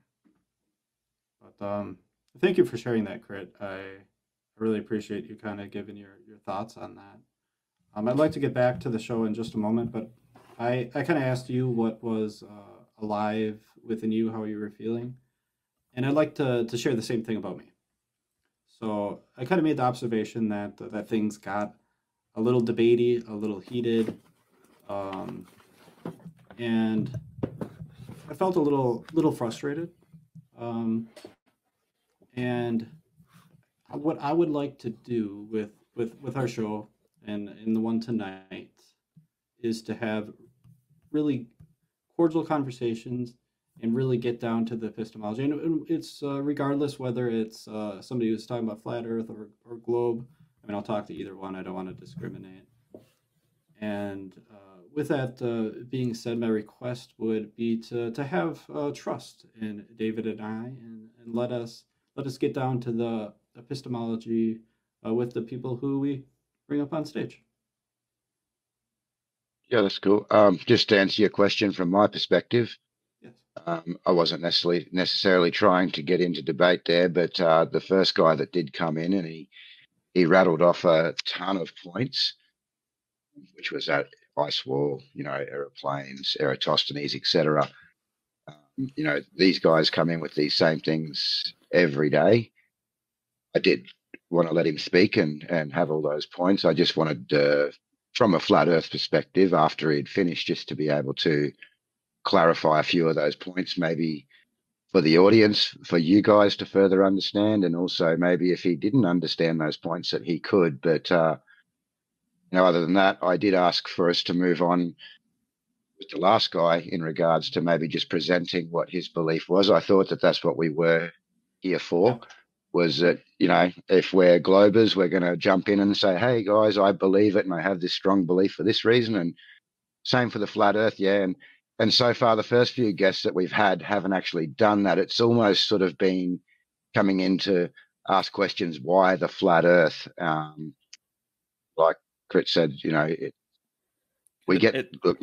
too, we get these guys all the time. Which yes, on the sidebar. So I imagine that's what all the people are reading. It's just because that's the name of the stage, I think, right? It's for every flat Earth thing. Yeah, so. But definitely don't want to stand on your guys' toes. And then the other thing I just wanted to discuss with you guys, like at the moment we've got 8 people with their hands up, and it'd be good to let everyone speak. So I have been trying to jump in there just a little bit and say, hey guys, all right, no worries, thanks. If you've got more questions, feel free to come back, just so that we can try and move through, because some of them tend to be just sort of lagging around a little bit. We're not really getting much discussion. But if you want to leave them until you're ready to kick them back down, I won't interject at all. You just let me know what you would like. Yeah, I can stay. I know we planned for 2 hours. I can stay a little bit more time later. Yeah, I'm good for more time. We'll try to get through these callers. We'll try to get through everybody. We'll try to move quickly through them, so we're not here all night. But due to the show being flat Earth, and you wanted to know what flat Earthers believed, if we've got some hands up in the audience, do we want to pick some flat Earthers, or do we just want to go based off of who's got their hand up first in the list? Yeah, I can stay longer too. I just was making at the beginning said, hey, what were you planning on? What was a timeline? But yeah, no problem to keep going. Okay. So do you want to lock it here with like we just got these 8 speakers, and once we get through the 8, then we're done? Yeah. Let's do that. Okay. For sure. Right. 9 now. And do you want another flat earther? Sure. let's keep them coming. No worries. Let's do her. Hello there. Flat Lloyd. Look at that. I love those glasses. 1, 2. Hey, what's Hear going you on? all right. You're a little low, but I'll turn you up. All right. Yeah, let me get on that as well. You're perfect. Good to go. Sweet. Well, thanks for coming to our server, guys. Yeah, thanks for hosting everybody. Thanks for letting us be on here. I mean, a little bit about me. To answer the question, why is it important to me? It's kind of a long story, but I started questioning it myself, actually, in my architecture master class, right? So during my master degree, I was focusing on light and actually looking at the sun and the moon specifically in the violet hours of the day, right? And we had a whole architectural studio on this. So it's very artistic, it's very scientific, right? And we're set out to question a lot of things. And so being out in the middle of West Texas, where there's a very clever joke that says, out in West Texas, you can watch your dog run away for 2 weeks because it's so flat, right? And that's just kind of a typical joke that you'll kind of hear out there in Odessa or Lubbock. But during this class, I started realizing, because to be honest, I've always, every flat earther knows the globe too. In fact, some of us know it really well because, well, in my case, I wanted to be an astronaut too, right? But anyway, in finding that the Earth is flat, I notice it now, 10 years later. Why it was so important is because of that self-growth, that self-reflection, and how much I actually changed as an individual person, right? My architecture changed, my life changed. I didn't want to get married. I didn't believe in a creator, and now I do. And now I have 2 wonderful, beautiful daughters. And now I teach architecture at university. And, there is a common stigmatism that flat earthers are not intellectual. But to be honest, I've met some of the most brilliant minds and voices of our time. Of course, AJ and Crit being, like uncles to me. We're a real family here. There's a real sense of community. I've even met some of these guys in person, just because of how dear we are to each other. And for us, at least in my opinion, the truth doesn't actually need defending because it's, what are you going to do? It's the truth. How are you going to change the truth? However, I don't like seeing my brothers and sisters being lied to. So that's why I'm here, and I help moderate and do what I can. Thanks, guys. Thank you. Thank you so much for sharing. Wow. If you were to come to the opposite conclusion that you've come to today, you said that there was all this self growth when you changed your mind initially, and that you changed as a person. You started believing in God. Got married. This was over a 10-year span as well. Okay. But yeah. If you were to change your mind, like after talking with us for whatever reason, decided to flip sides here, changed your mind, would any of this change? Would you flip-flop to a different person? Nah. That's just because there's a difference between knowing something and believing something, right? For instance, if I can believe in my shoe size until I measure it, right? And then I know my shoe size, right? Could you make a mistake? Like measuring your shoe size? Is that possible? You could. So what if I measured it over and over and over? And I actually did the scientific method. And of course, I could apply everything I want to. I could use measurements. I could do everything to, of course, um, measure my foot. But even measurement, well, it isn't quite science yet, right? We're not measuring a cause and effect relationship yet, which would be natural science. In our case, this would just be a measurement question. Yeah, you could get it wrong, so you could do it 3 times and average it, I suppose. But at the end of the day, I think you would start to say, "I know my shoe size." Is this kind of an analogy to say that you couldn't change your mind on flat Earth?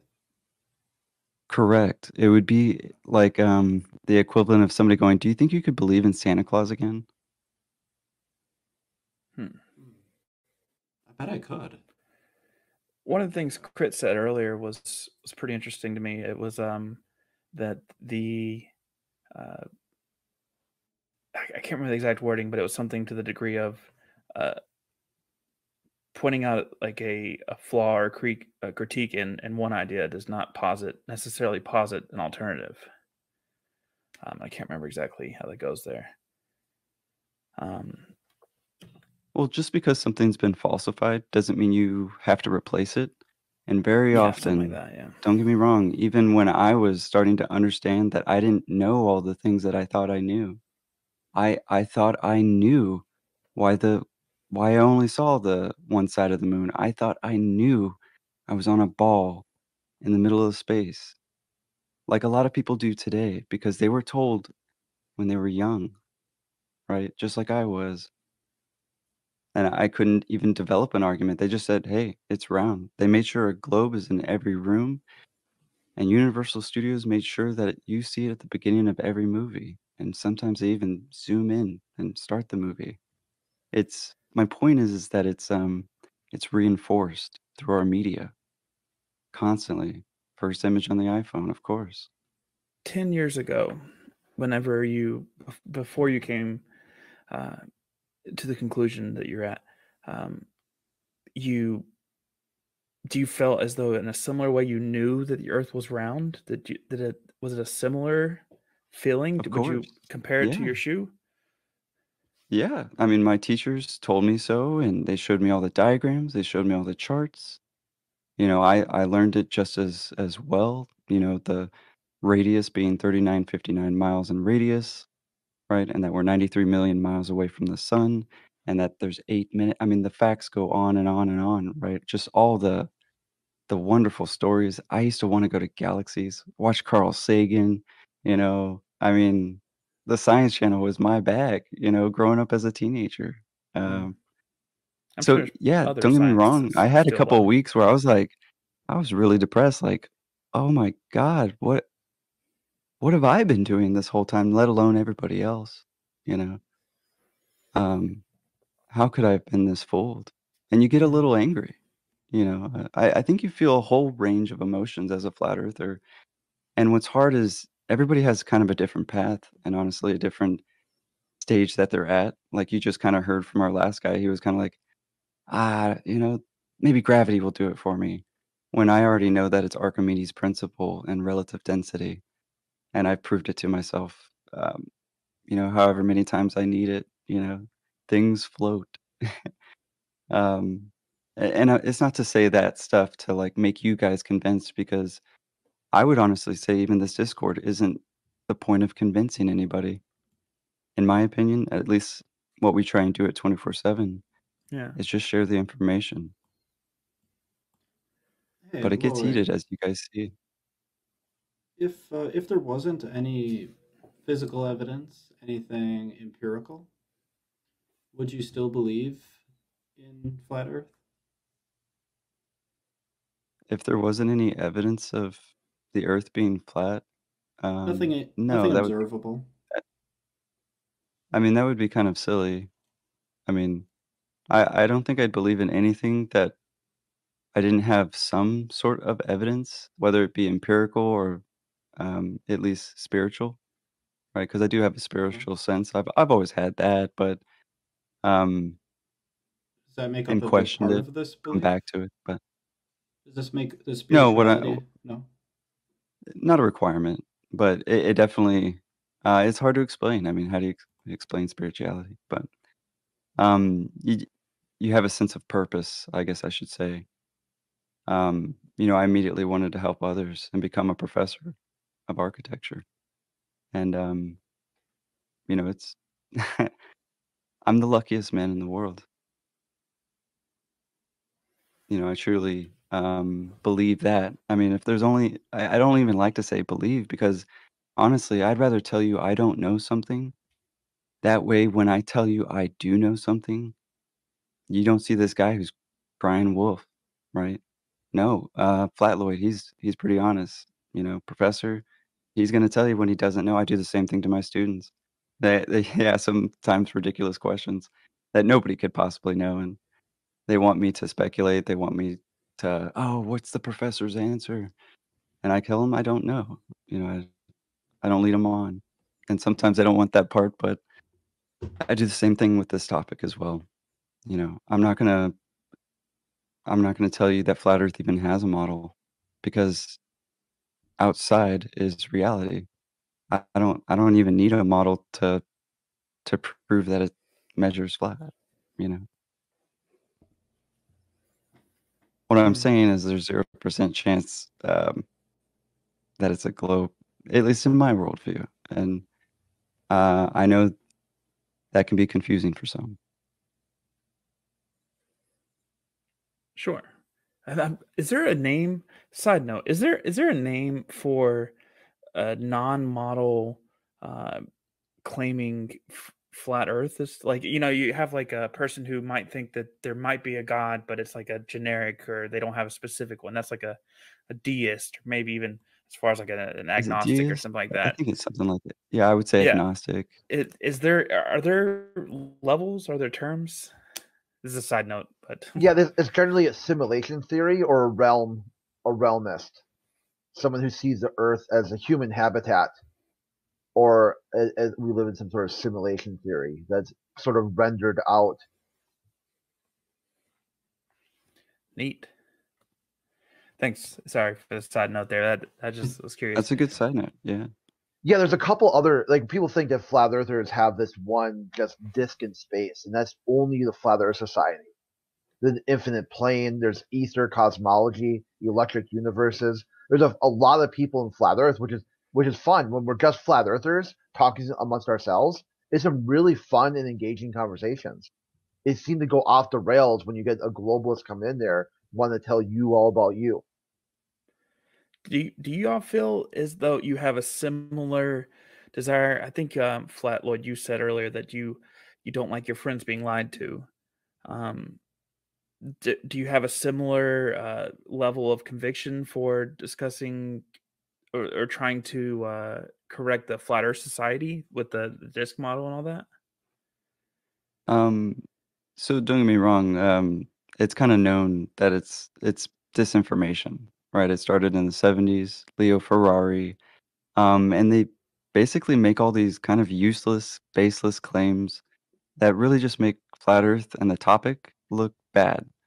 And at first glance, you'll sort of see it, and they say, "Well, Australia doesn't exist," and of course, everybody knows Australia exists because AJ's here, right? True. So then you'll just disregard the topic, Maybe. right?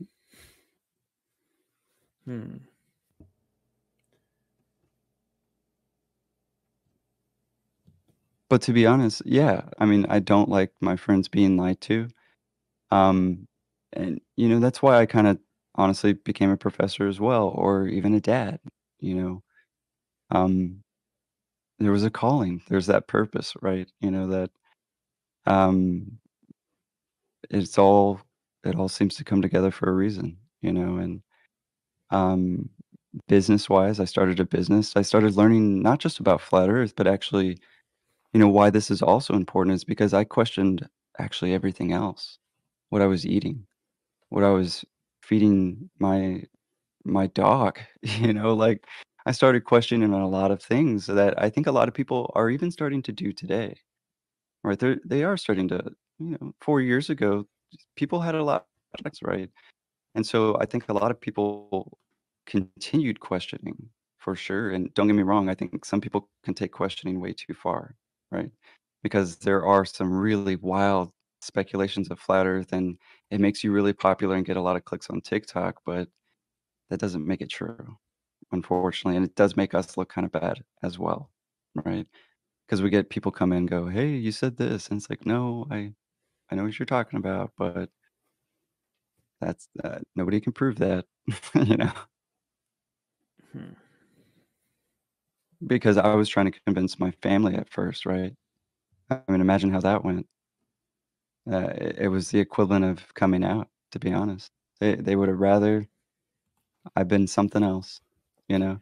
Yeah, you're And, describing what I hear a lot of like deconstruction and leaving religion stories, experiences.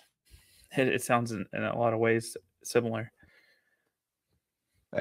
you make a good point because, you know, honestly, we would say this globe is kind of this scientism religion, you know, for lack of a better term. It's a series of beliefs that you have to kind of look to the authorities to go, well, they're interpreting the data correctly, you know.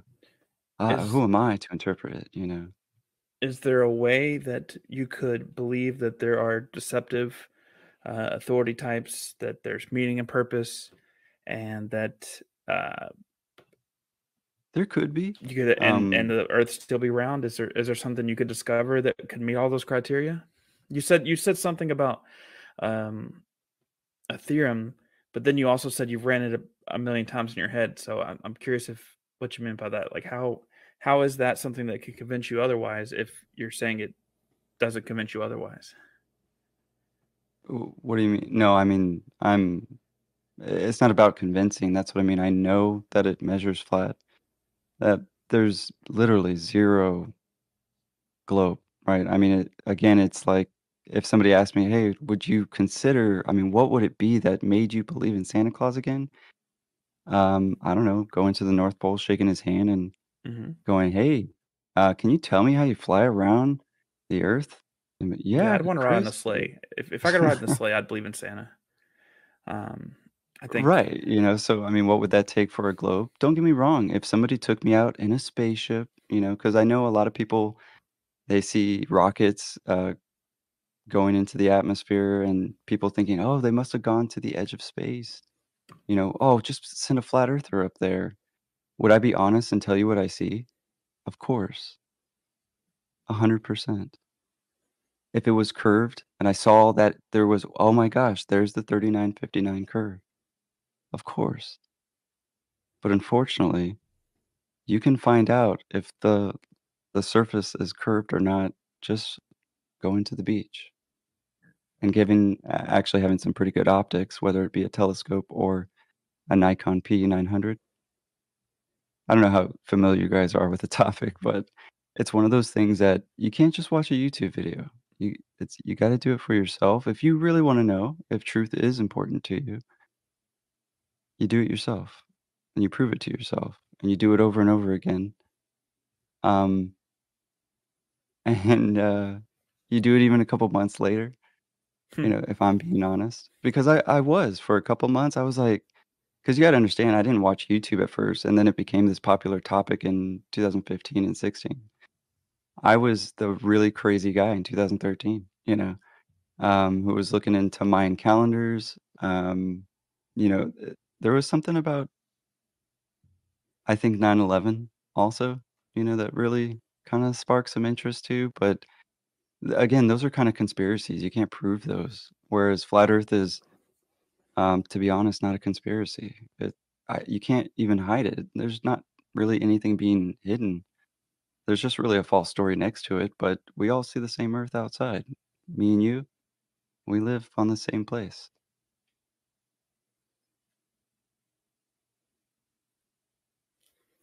Neat. I appreciate you sharing with us, Flat Lloyd, and Yeah, absolutely, man. hope we could chat some more in the future. You seem like a cool dude. Y'all too. Yeah, and did you guys have any questions? I actually had some questions for you. Go ahead. What do you find most important about this flat Earth topic? I mean, is it just kind of like maybe like this like what causes a person to do that, or in your head, do you think that it's just what media is telling you, that it's just people that are just distrusting the government? I mean, I think people What do you distrust the find government, interesting whether about or it? not the Earth is round or flat. I think there's plenty of reasons that people can be conspiratorial. I think there Well are said. a large number of people who fall under the category of both.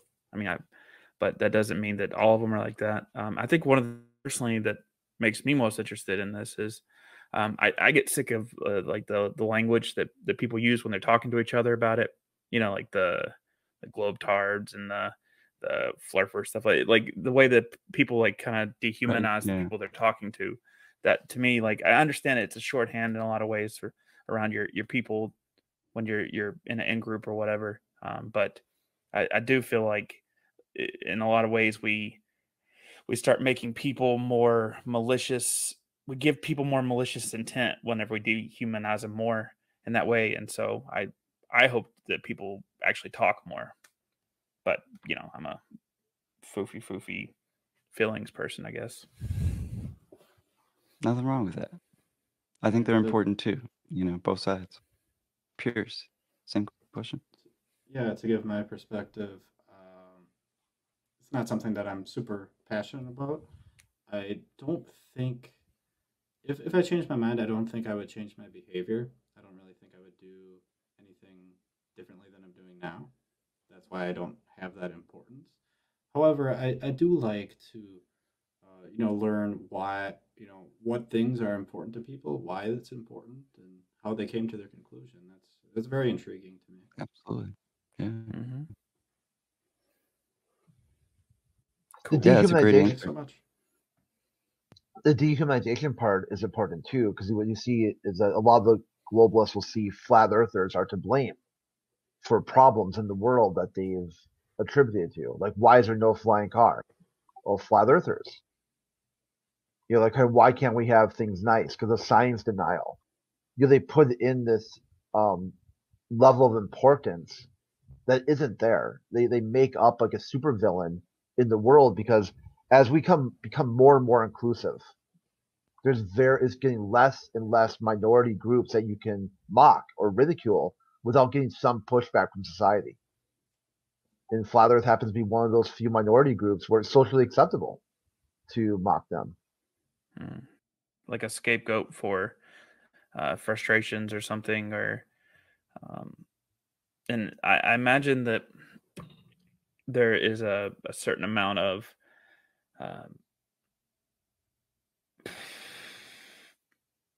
shoot, something popped up when on my computer and I lost it. Sorry, Crit, to interrupt you to say nothing. Oh, good. Well, we got a few more people with their hands up, so if we want to go on, we've got Sapphire. He's been waiting probably at least a good half an hour, or her. So we might bring them up for a chat. All right, let's do that. Hoping to get through these these callers a little bit quicker. I don't want to stay past the top of the hour here. The Sapphire, I've invited you to speak. You want to accept that and jump up on stage? There we go. How's it going? Hello, guys. Can you guys hear me all right? Good enough. Mm-hmm.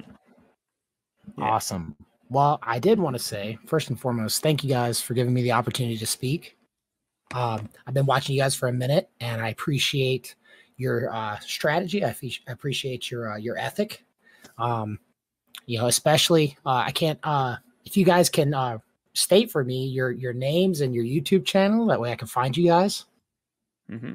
It's our names here and our YouTube. It's the same thing. 2-Day David, Pierce Watkins.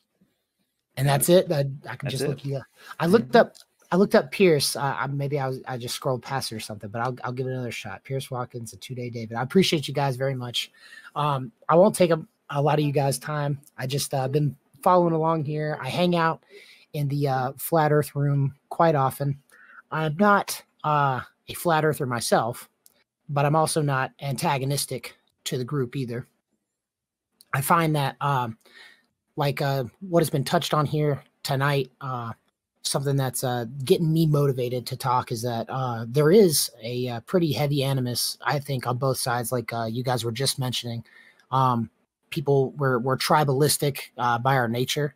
So when people come in with outside ideas, ways of thinking, that kind of thing, it can almost be perceived as a threat sometimes.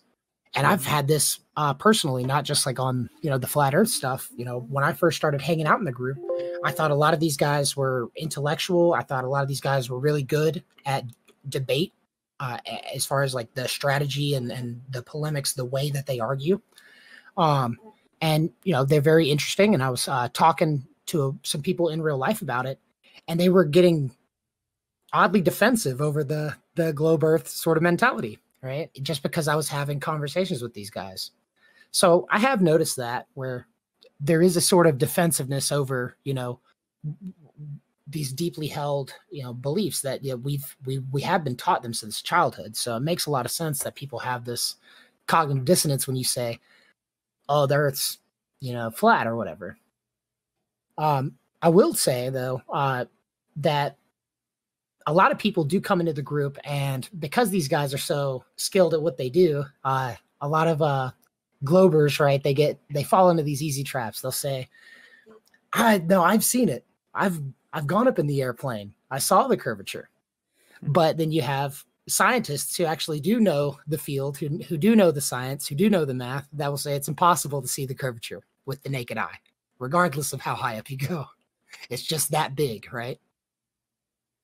So I think that, just to hone in on the heart of what you guys are talking about, I feel like it'd be a lot more productive if people would just have, more honest conversations with each other rather than trying to catch each other out with some sort of gotcha and show like who knows more about whatever niche esoteric subject that they've got, on their plate. So like, you guys have been asking questions all night about like, worldviews and how these beliefs affect people and the way that they live in their life. And honestly, I don't think that regardless of where you fall on this particular issue, whether it's globe or flat earth, I really genuinely don't believe it changes most people's lives all that much. And even the guys that have attested to like, these big sweeping changes in their life, like the spiritual outlook changing, the outlook on, their appreciation for life or for their family and stuff like that. While all that's good and positive, I'm kind of like of a mindset with you guys, 2-Day Dave and Pierce, that there could be, other reasons, like the openness and the mindset, the willingness to challenge previously held beliefs and stuff like that kind of just comes with a sort of like spring cleaning of the mind, right? So, there's no reason to believe that if you are going to question some of these like long held beliefs, like why other changes wouldn't follow that, right? Especially if you're growing and becoming more responsible. So I think just as a last point,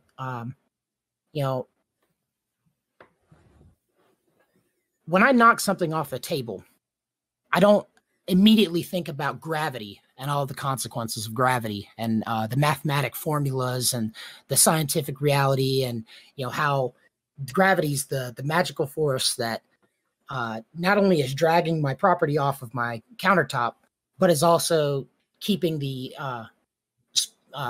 planets within orbit of the sun and all that kind of stuff. I just think about how retarded I am for dropping my urn off the counter. In the same way, like when I pull up my GPS and I drive to someone's house, I don't think about the satellites that may or may not be flying around the Earth's atmosphere at millions of miles an hour or whatever like that. It doesn't cross my mind in the slightest. And I'm aware of these things, and I'm aware that, maybe the science of gravity has much more profound applications to the right person, to the expert.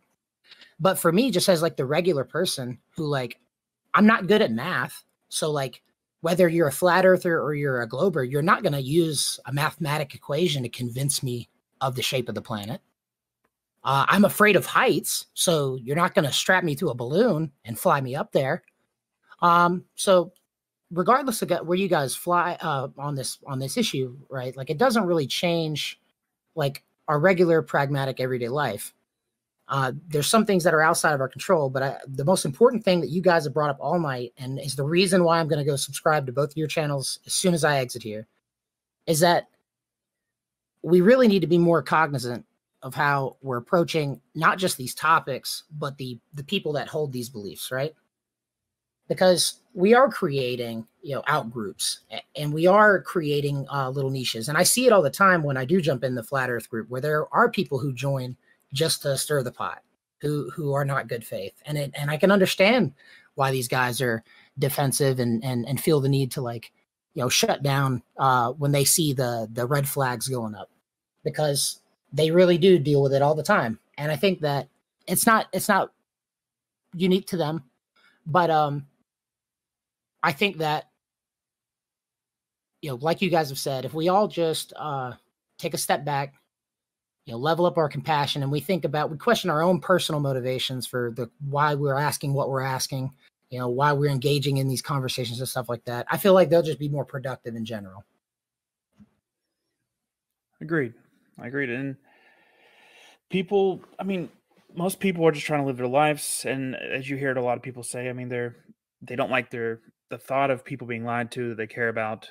They see something that seems to be very apparent, and they want to offer that kind of clarity to other people. I get it. I'm that's one of the reasons when Pierce was like, "You want to do the flat Earth server? We know somebody." I'm like, "Yeah, sure." That's a group of people who are passionate. But you can tell one thing for sure: flat Earth people are passionate. They take the time to try to uncover as many things as possible because they care. For the most of them, I'm sure there's people who don't care, but to spend all this time trying to uncover secrets for the sake of making righting wrongs and all that stuff, you got to have some sort of deep care for people. Whether or not I'm fully convinced of the proposition, I don't know, but I can totally be on board with the desire to try to make more rights in the world and find things that could potentially be harming people and eliminating them in some way. No, absolutely. You're Pierce, muted, Mike. you're muted. Yeah. Mike, your mic is muted, Pierce. Yeah, okay, got it. I agree with what both of you said. I think all of us here, everyone who's spoken here tonight, I think would agree with me that we would like to live in a world where everyone's needs are met. Period. Right? We like what's best for everybody. Yeah. Oh, yeah. Yeah. Absolutely. Well, appreciate all the kind words there, Sapphire Scrap. For sure. And if I can, before we go, just to address the Santa Claus issue. I feel like I've had, it's a pretty much a universal experience, right? Like my experience is your guys' experience, I'm sure, in that when we were children, Christmas really was magic. It was presents, there was toys, it was love, there was good food, right? The Christmas tree, the presents materializing out of thin air on Christmas morning.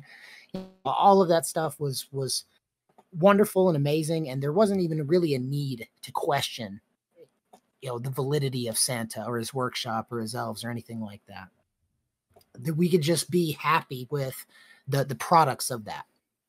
And when we get older, we get a little more cynical.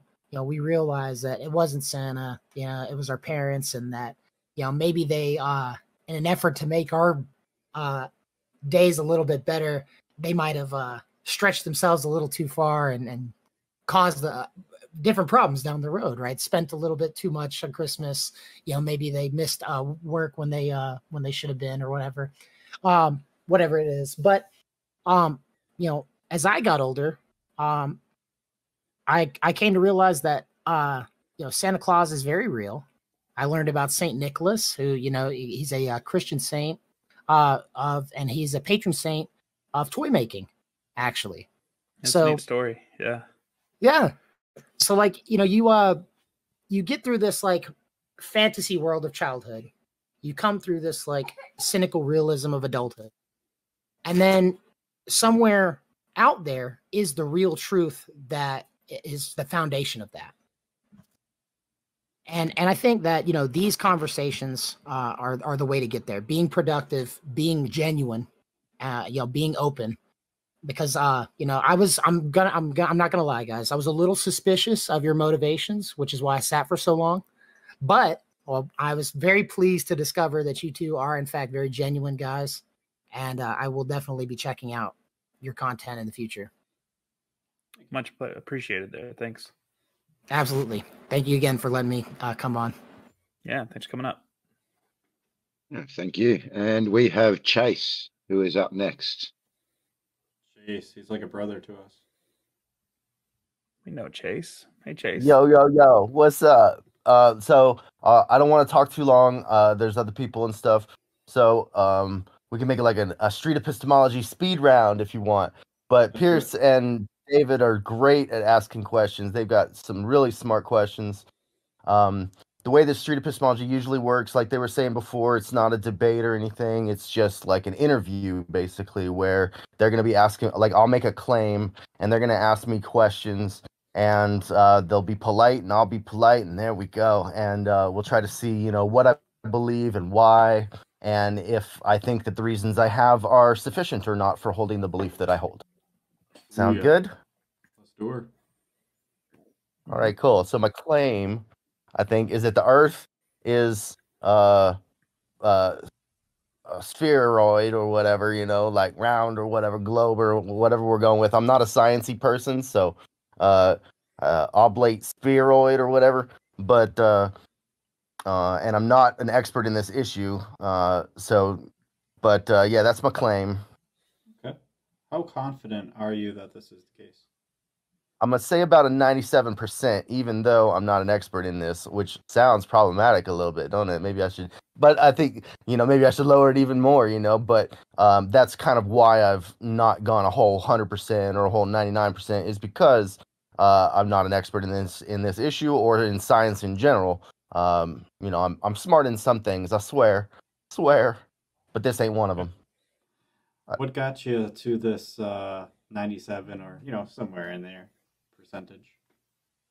Yeah, it's you know, I've done a small amount of research on this, you know, I mean, in addition to, you know, how we were raised, you know, and stuff like that, but you know, the, you know, research I've done more recently, which again was limited, but you know, it seems that the arguments in favor of the opposite proposition that the Earth is flat or whatever, that those don't hold up under scrutiny, and that they're not supported by the scientific consensus.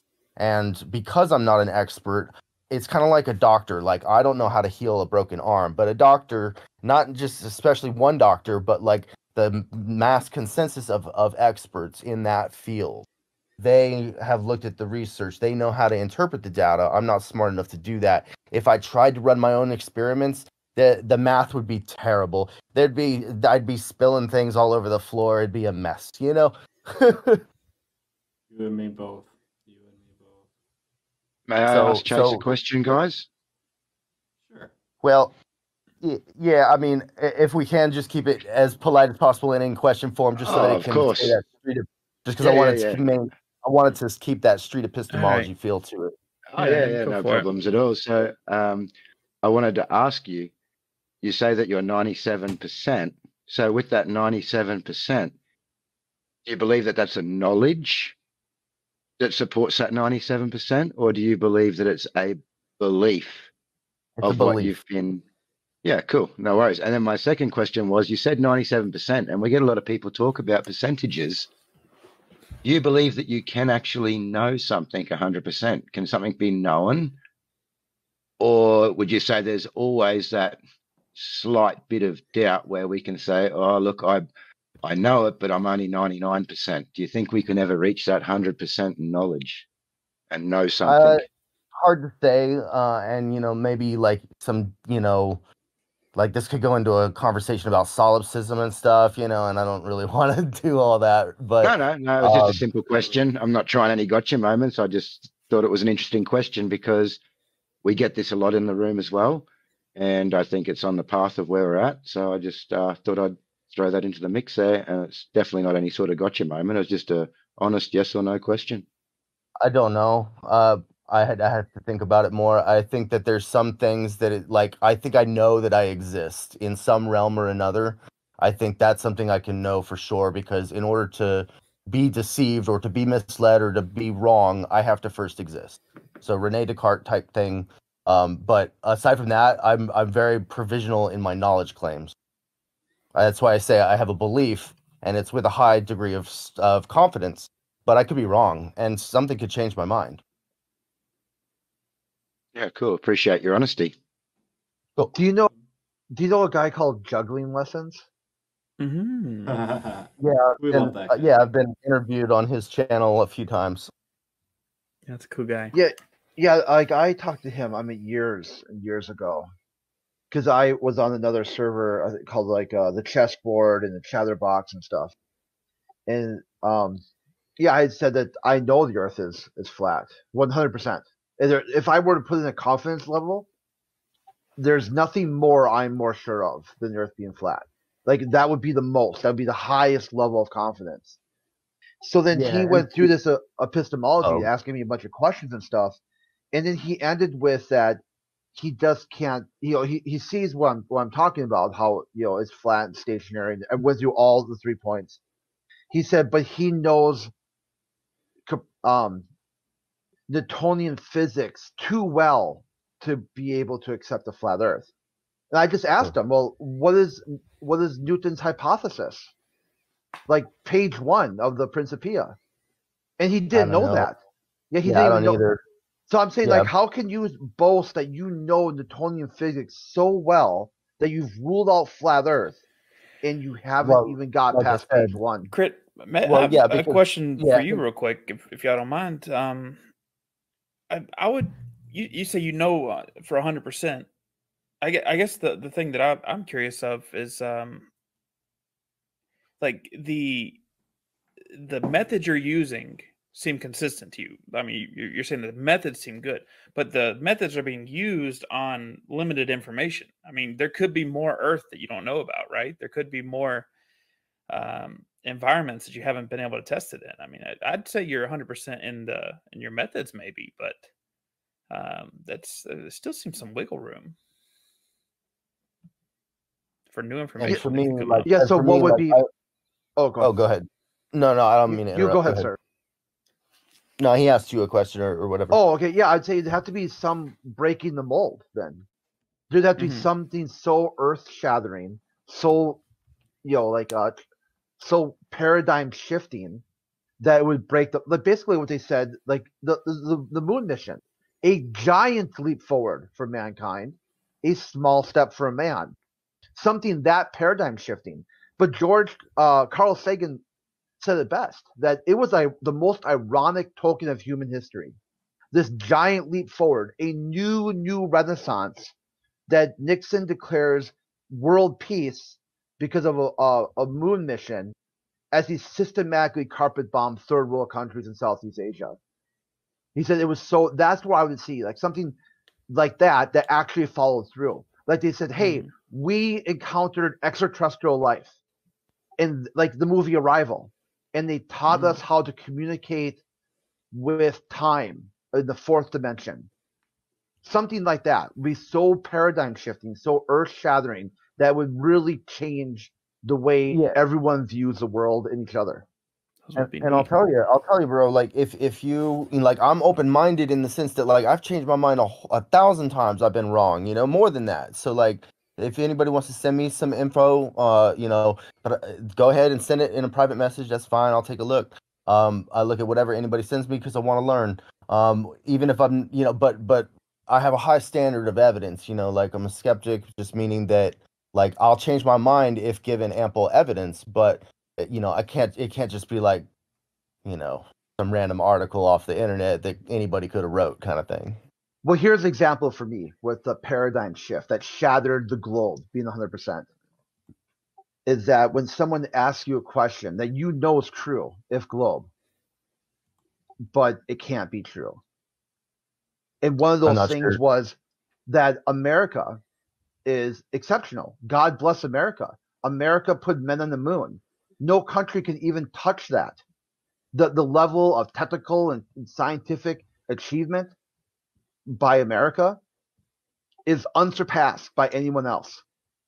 Yeah, maybe. And then then when you look at that, that is a false statement. You've got Maybe basically like pseudoscience going on at the federal executive level, like the taser, the less than lethal taser. Okay, hold on. I feel like we're talking about too many different things at once, and like we got to focus the conversation a little bit and like have a little bit of a back and forth, if that's all right.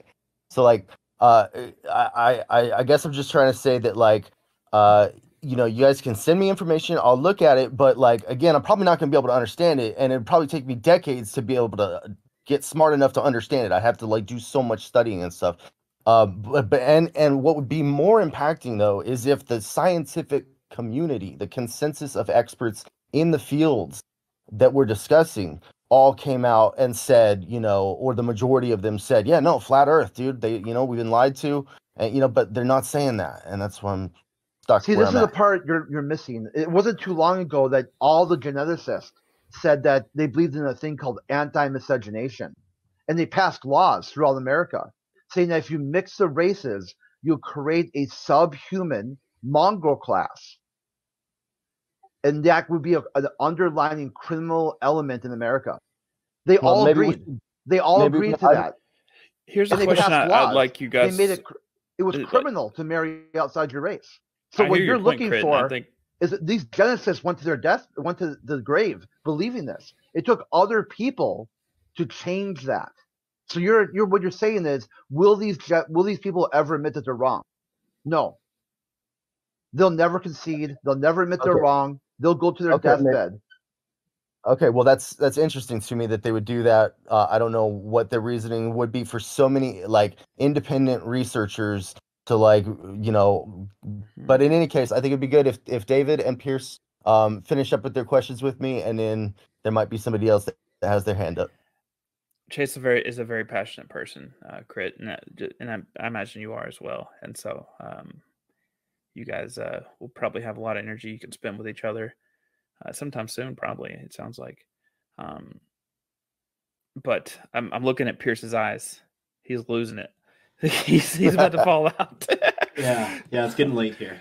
It's almost 1 o'clock for me, and I could definitely use some sleep soon. So I'd like to, Chase, let's chat with you a little bit soon. Okay, sounds good.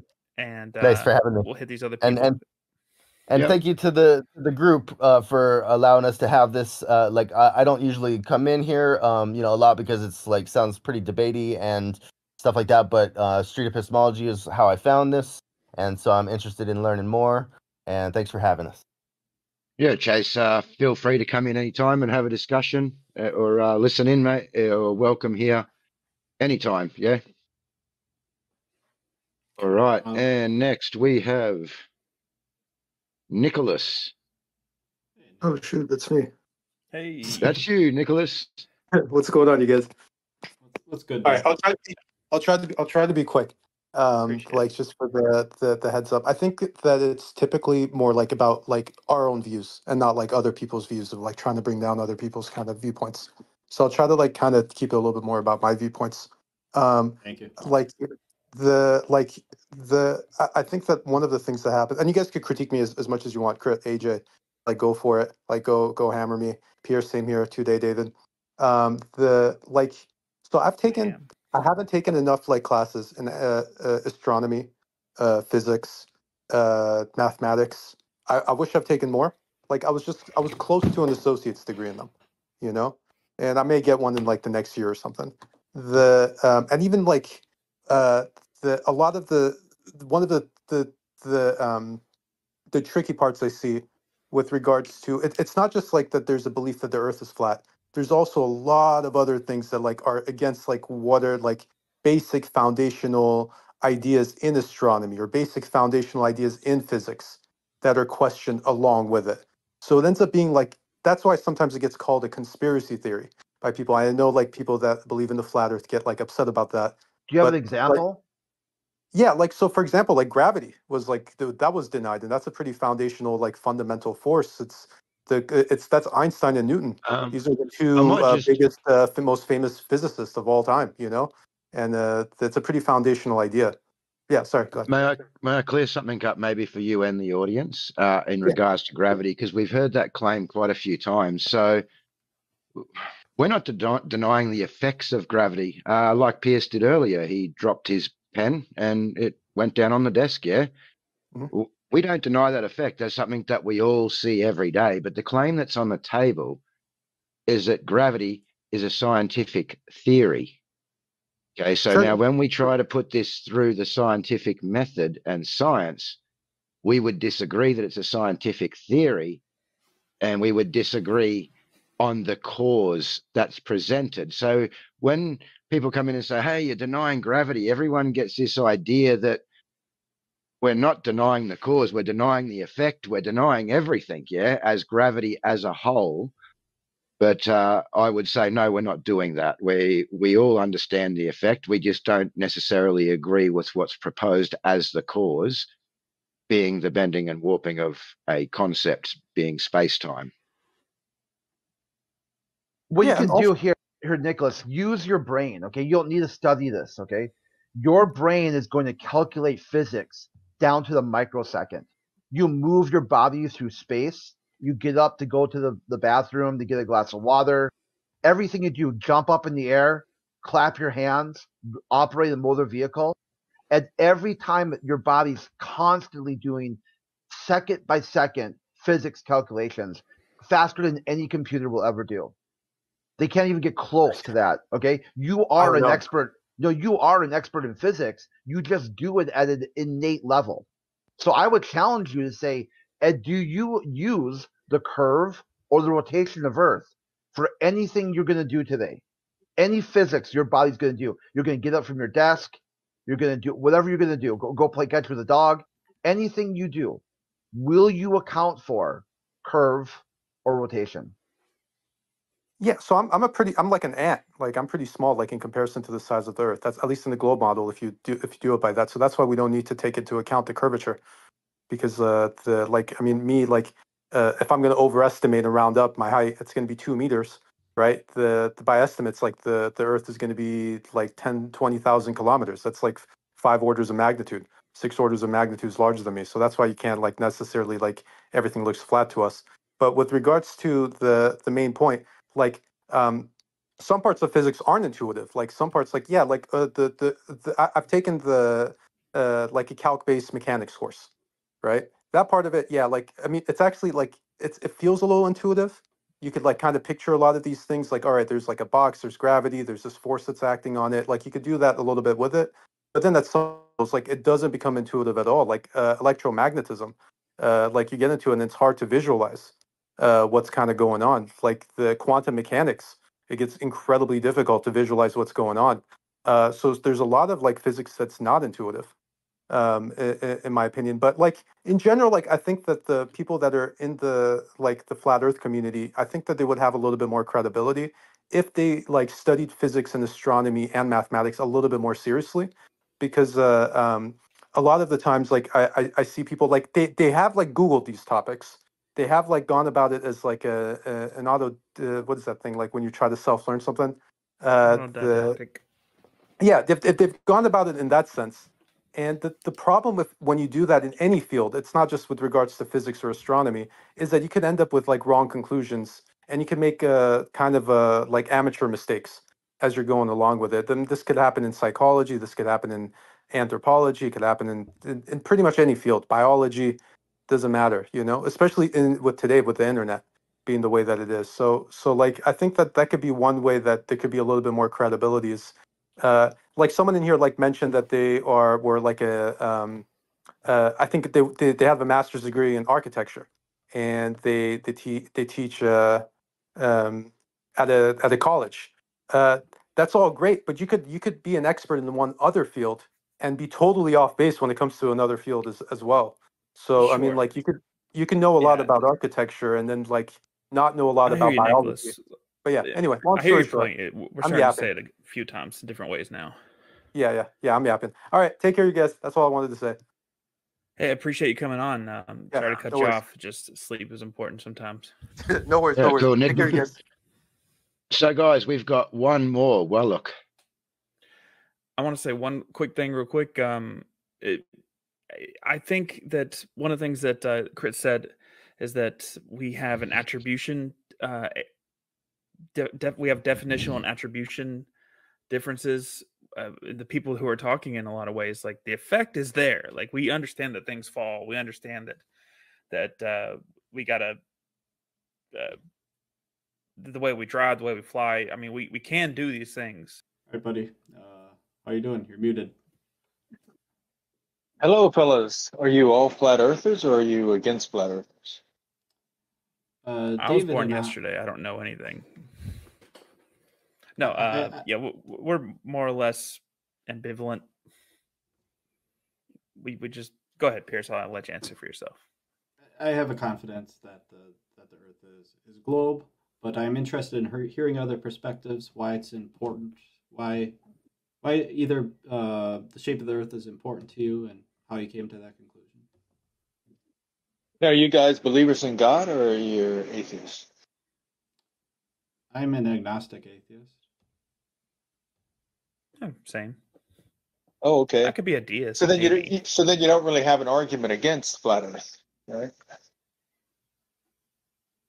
Well, help us have one, or help us understand. Like imagine I'm born yesterday here, because with regards to anything that you perceive to exist in your atheistic agnostic worldview, it could all just be illusionary, right? So I mean, the Earth being a sphere could just be illusionary, and it could be flat.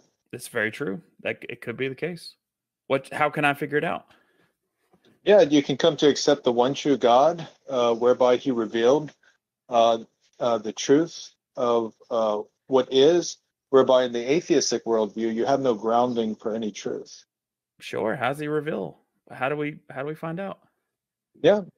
So He revealed through general revelation, where He went ahead and wrote His existence, made it known to us in our conscious that He exists. Also through natural revelation, by that which He created, all of creation itself, and divine revelation, also called special revelation, where He spoke through His prophets, came down as Himself as Jesus Christ, disseminated information to His church and Holy Scripture. And how do I know when something is from that God or not from the God? Or this is a big conversation. Sure. Everything is from God with regards to creation itself. There couldn't be any fact that could exist if there was no God. So in order for anything to be, it would have to be because there is God. Can I throw out a hypothetical? Sure. I got this buddy. His name's Alan. He's a really nice guy. He actually is an alien. Came from somewhere in outer space. And he just arrived here. Doesn't know anything about humans, Earth. No human beliefs whatsoever. Just came down. He wants to know if a God exists or doesn't exist. He's never heard of this concept before. What's the best way that he can figure it out? Well, I don't believe there's any aliens out there. So I would have to say that it's a demon that is speaking to you or whatever. Because the thing is, there's only one God, and that's the Christian God. And He came in to our world and took on a human nature. He didn't become a Klingon or a Vulcan or anything like that, or a zillion other type of creatures. He only took on a human nature. So that means that there's only mankind, with regards to being made in God's image, having the intelligence whereby we can conceive of good and evil. Imagine Alan is a person who lost his memory and has amnesia. Oh, okay. Yeah. Well, then I'd go ahead and I'd explain to him the Christian God. I'd explain the gospel to him that the Holy Triune God is the God that exists. And I'd tell him, with regards to divine revelation in natural revelation of God, and with regards to divine revelation, the gospel itself, whereby God came down to earth, became man, and still existed as God at the same time, and that He lived a perfect life.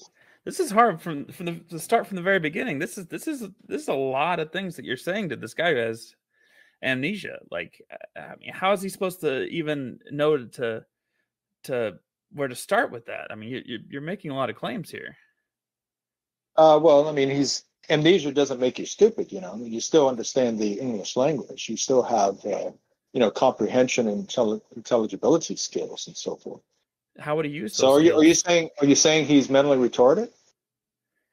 I'm saying that he doesn't have the framework. I mean, because he could walk into 6 different people. He could run into a Hindu, a Muslim, a Mormon, and all these people are saying there's general and divine revelation, stuff like that. What steps would he take to come to a flat Earth?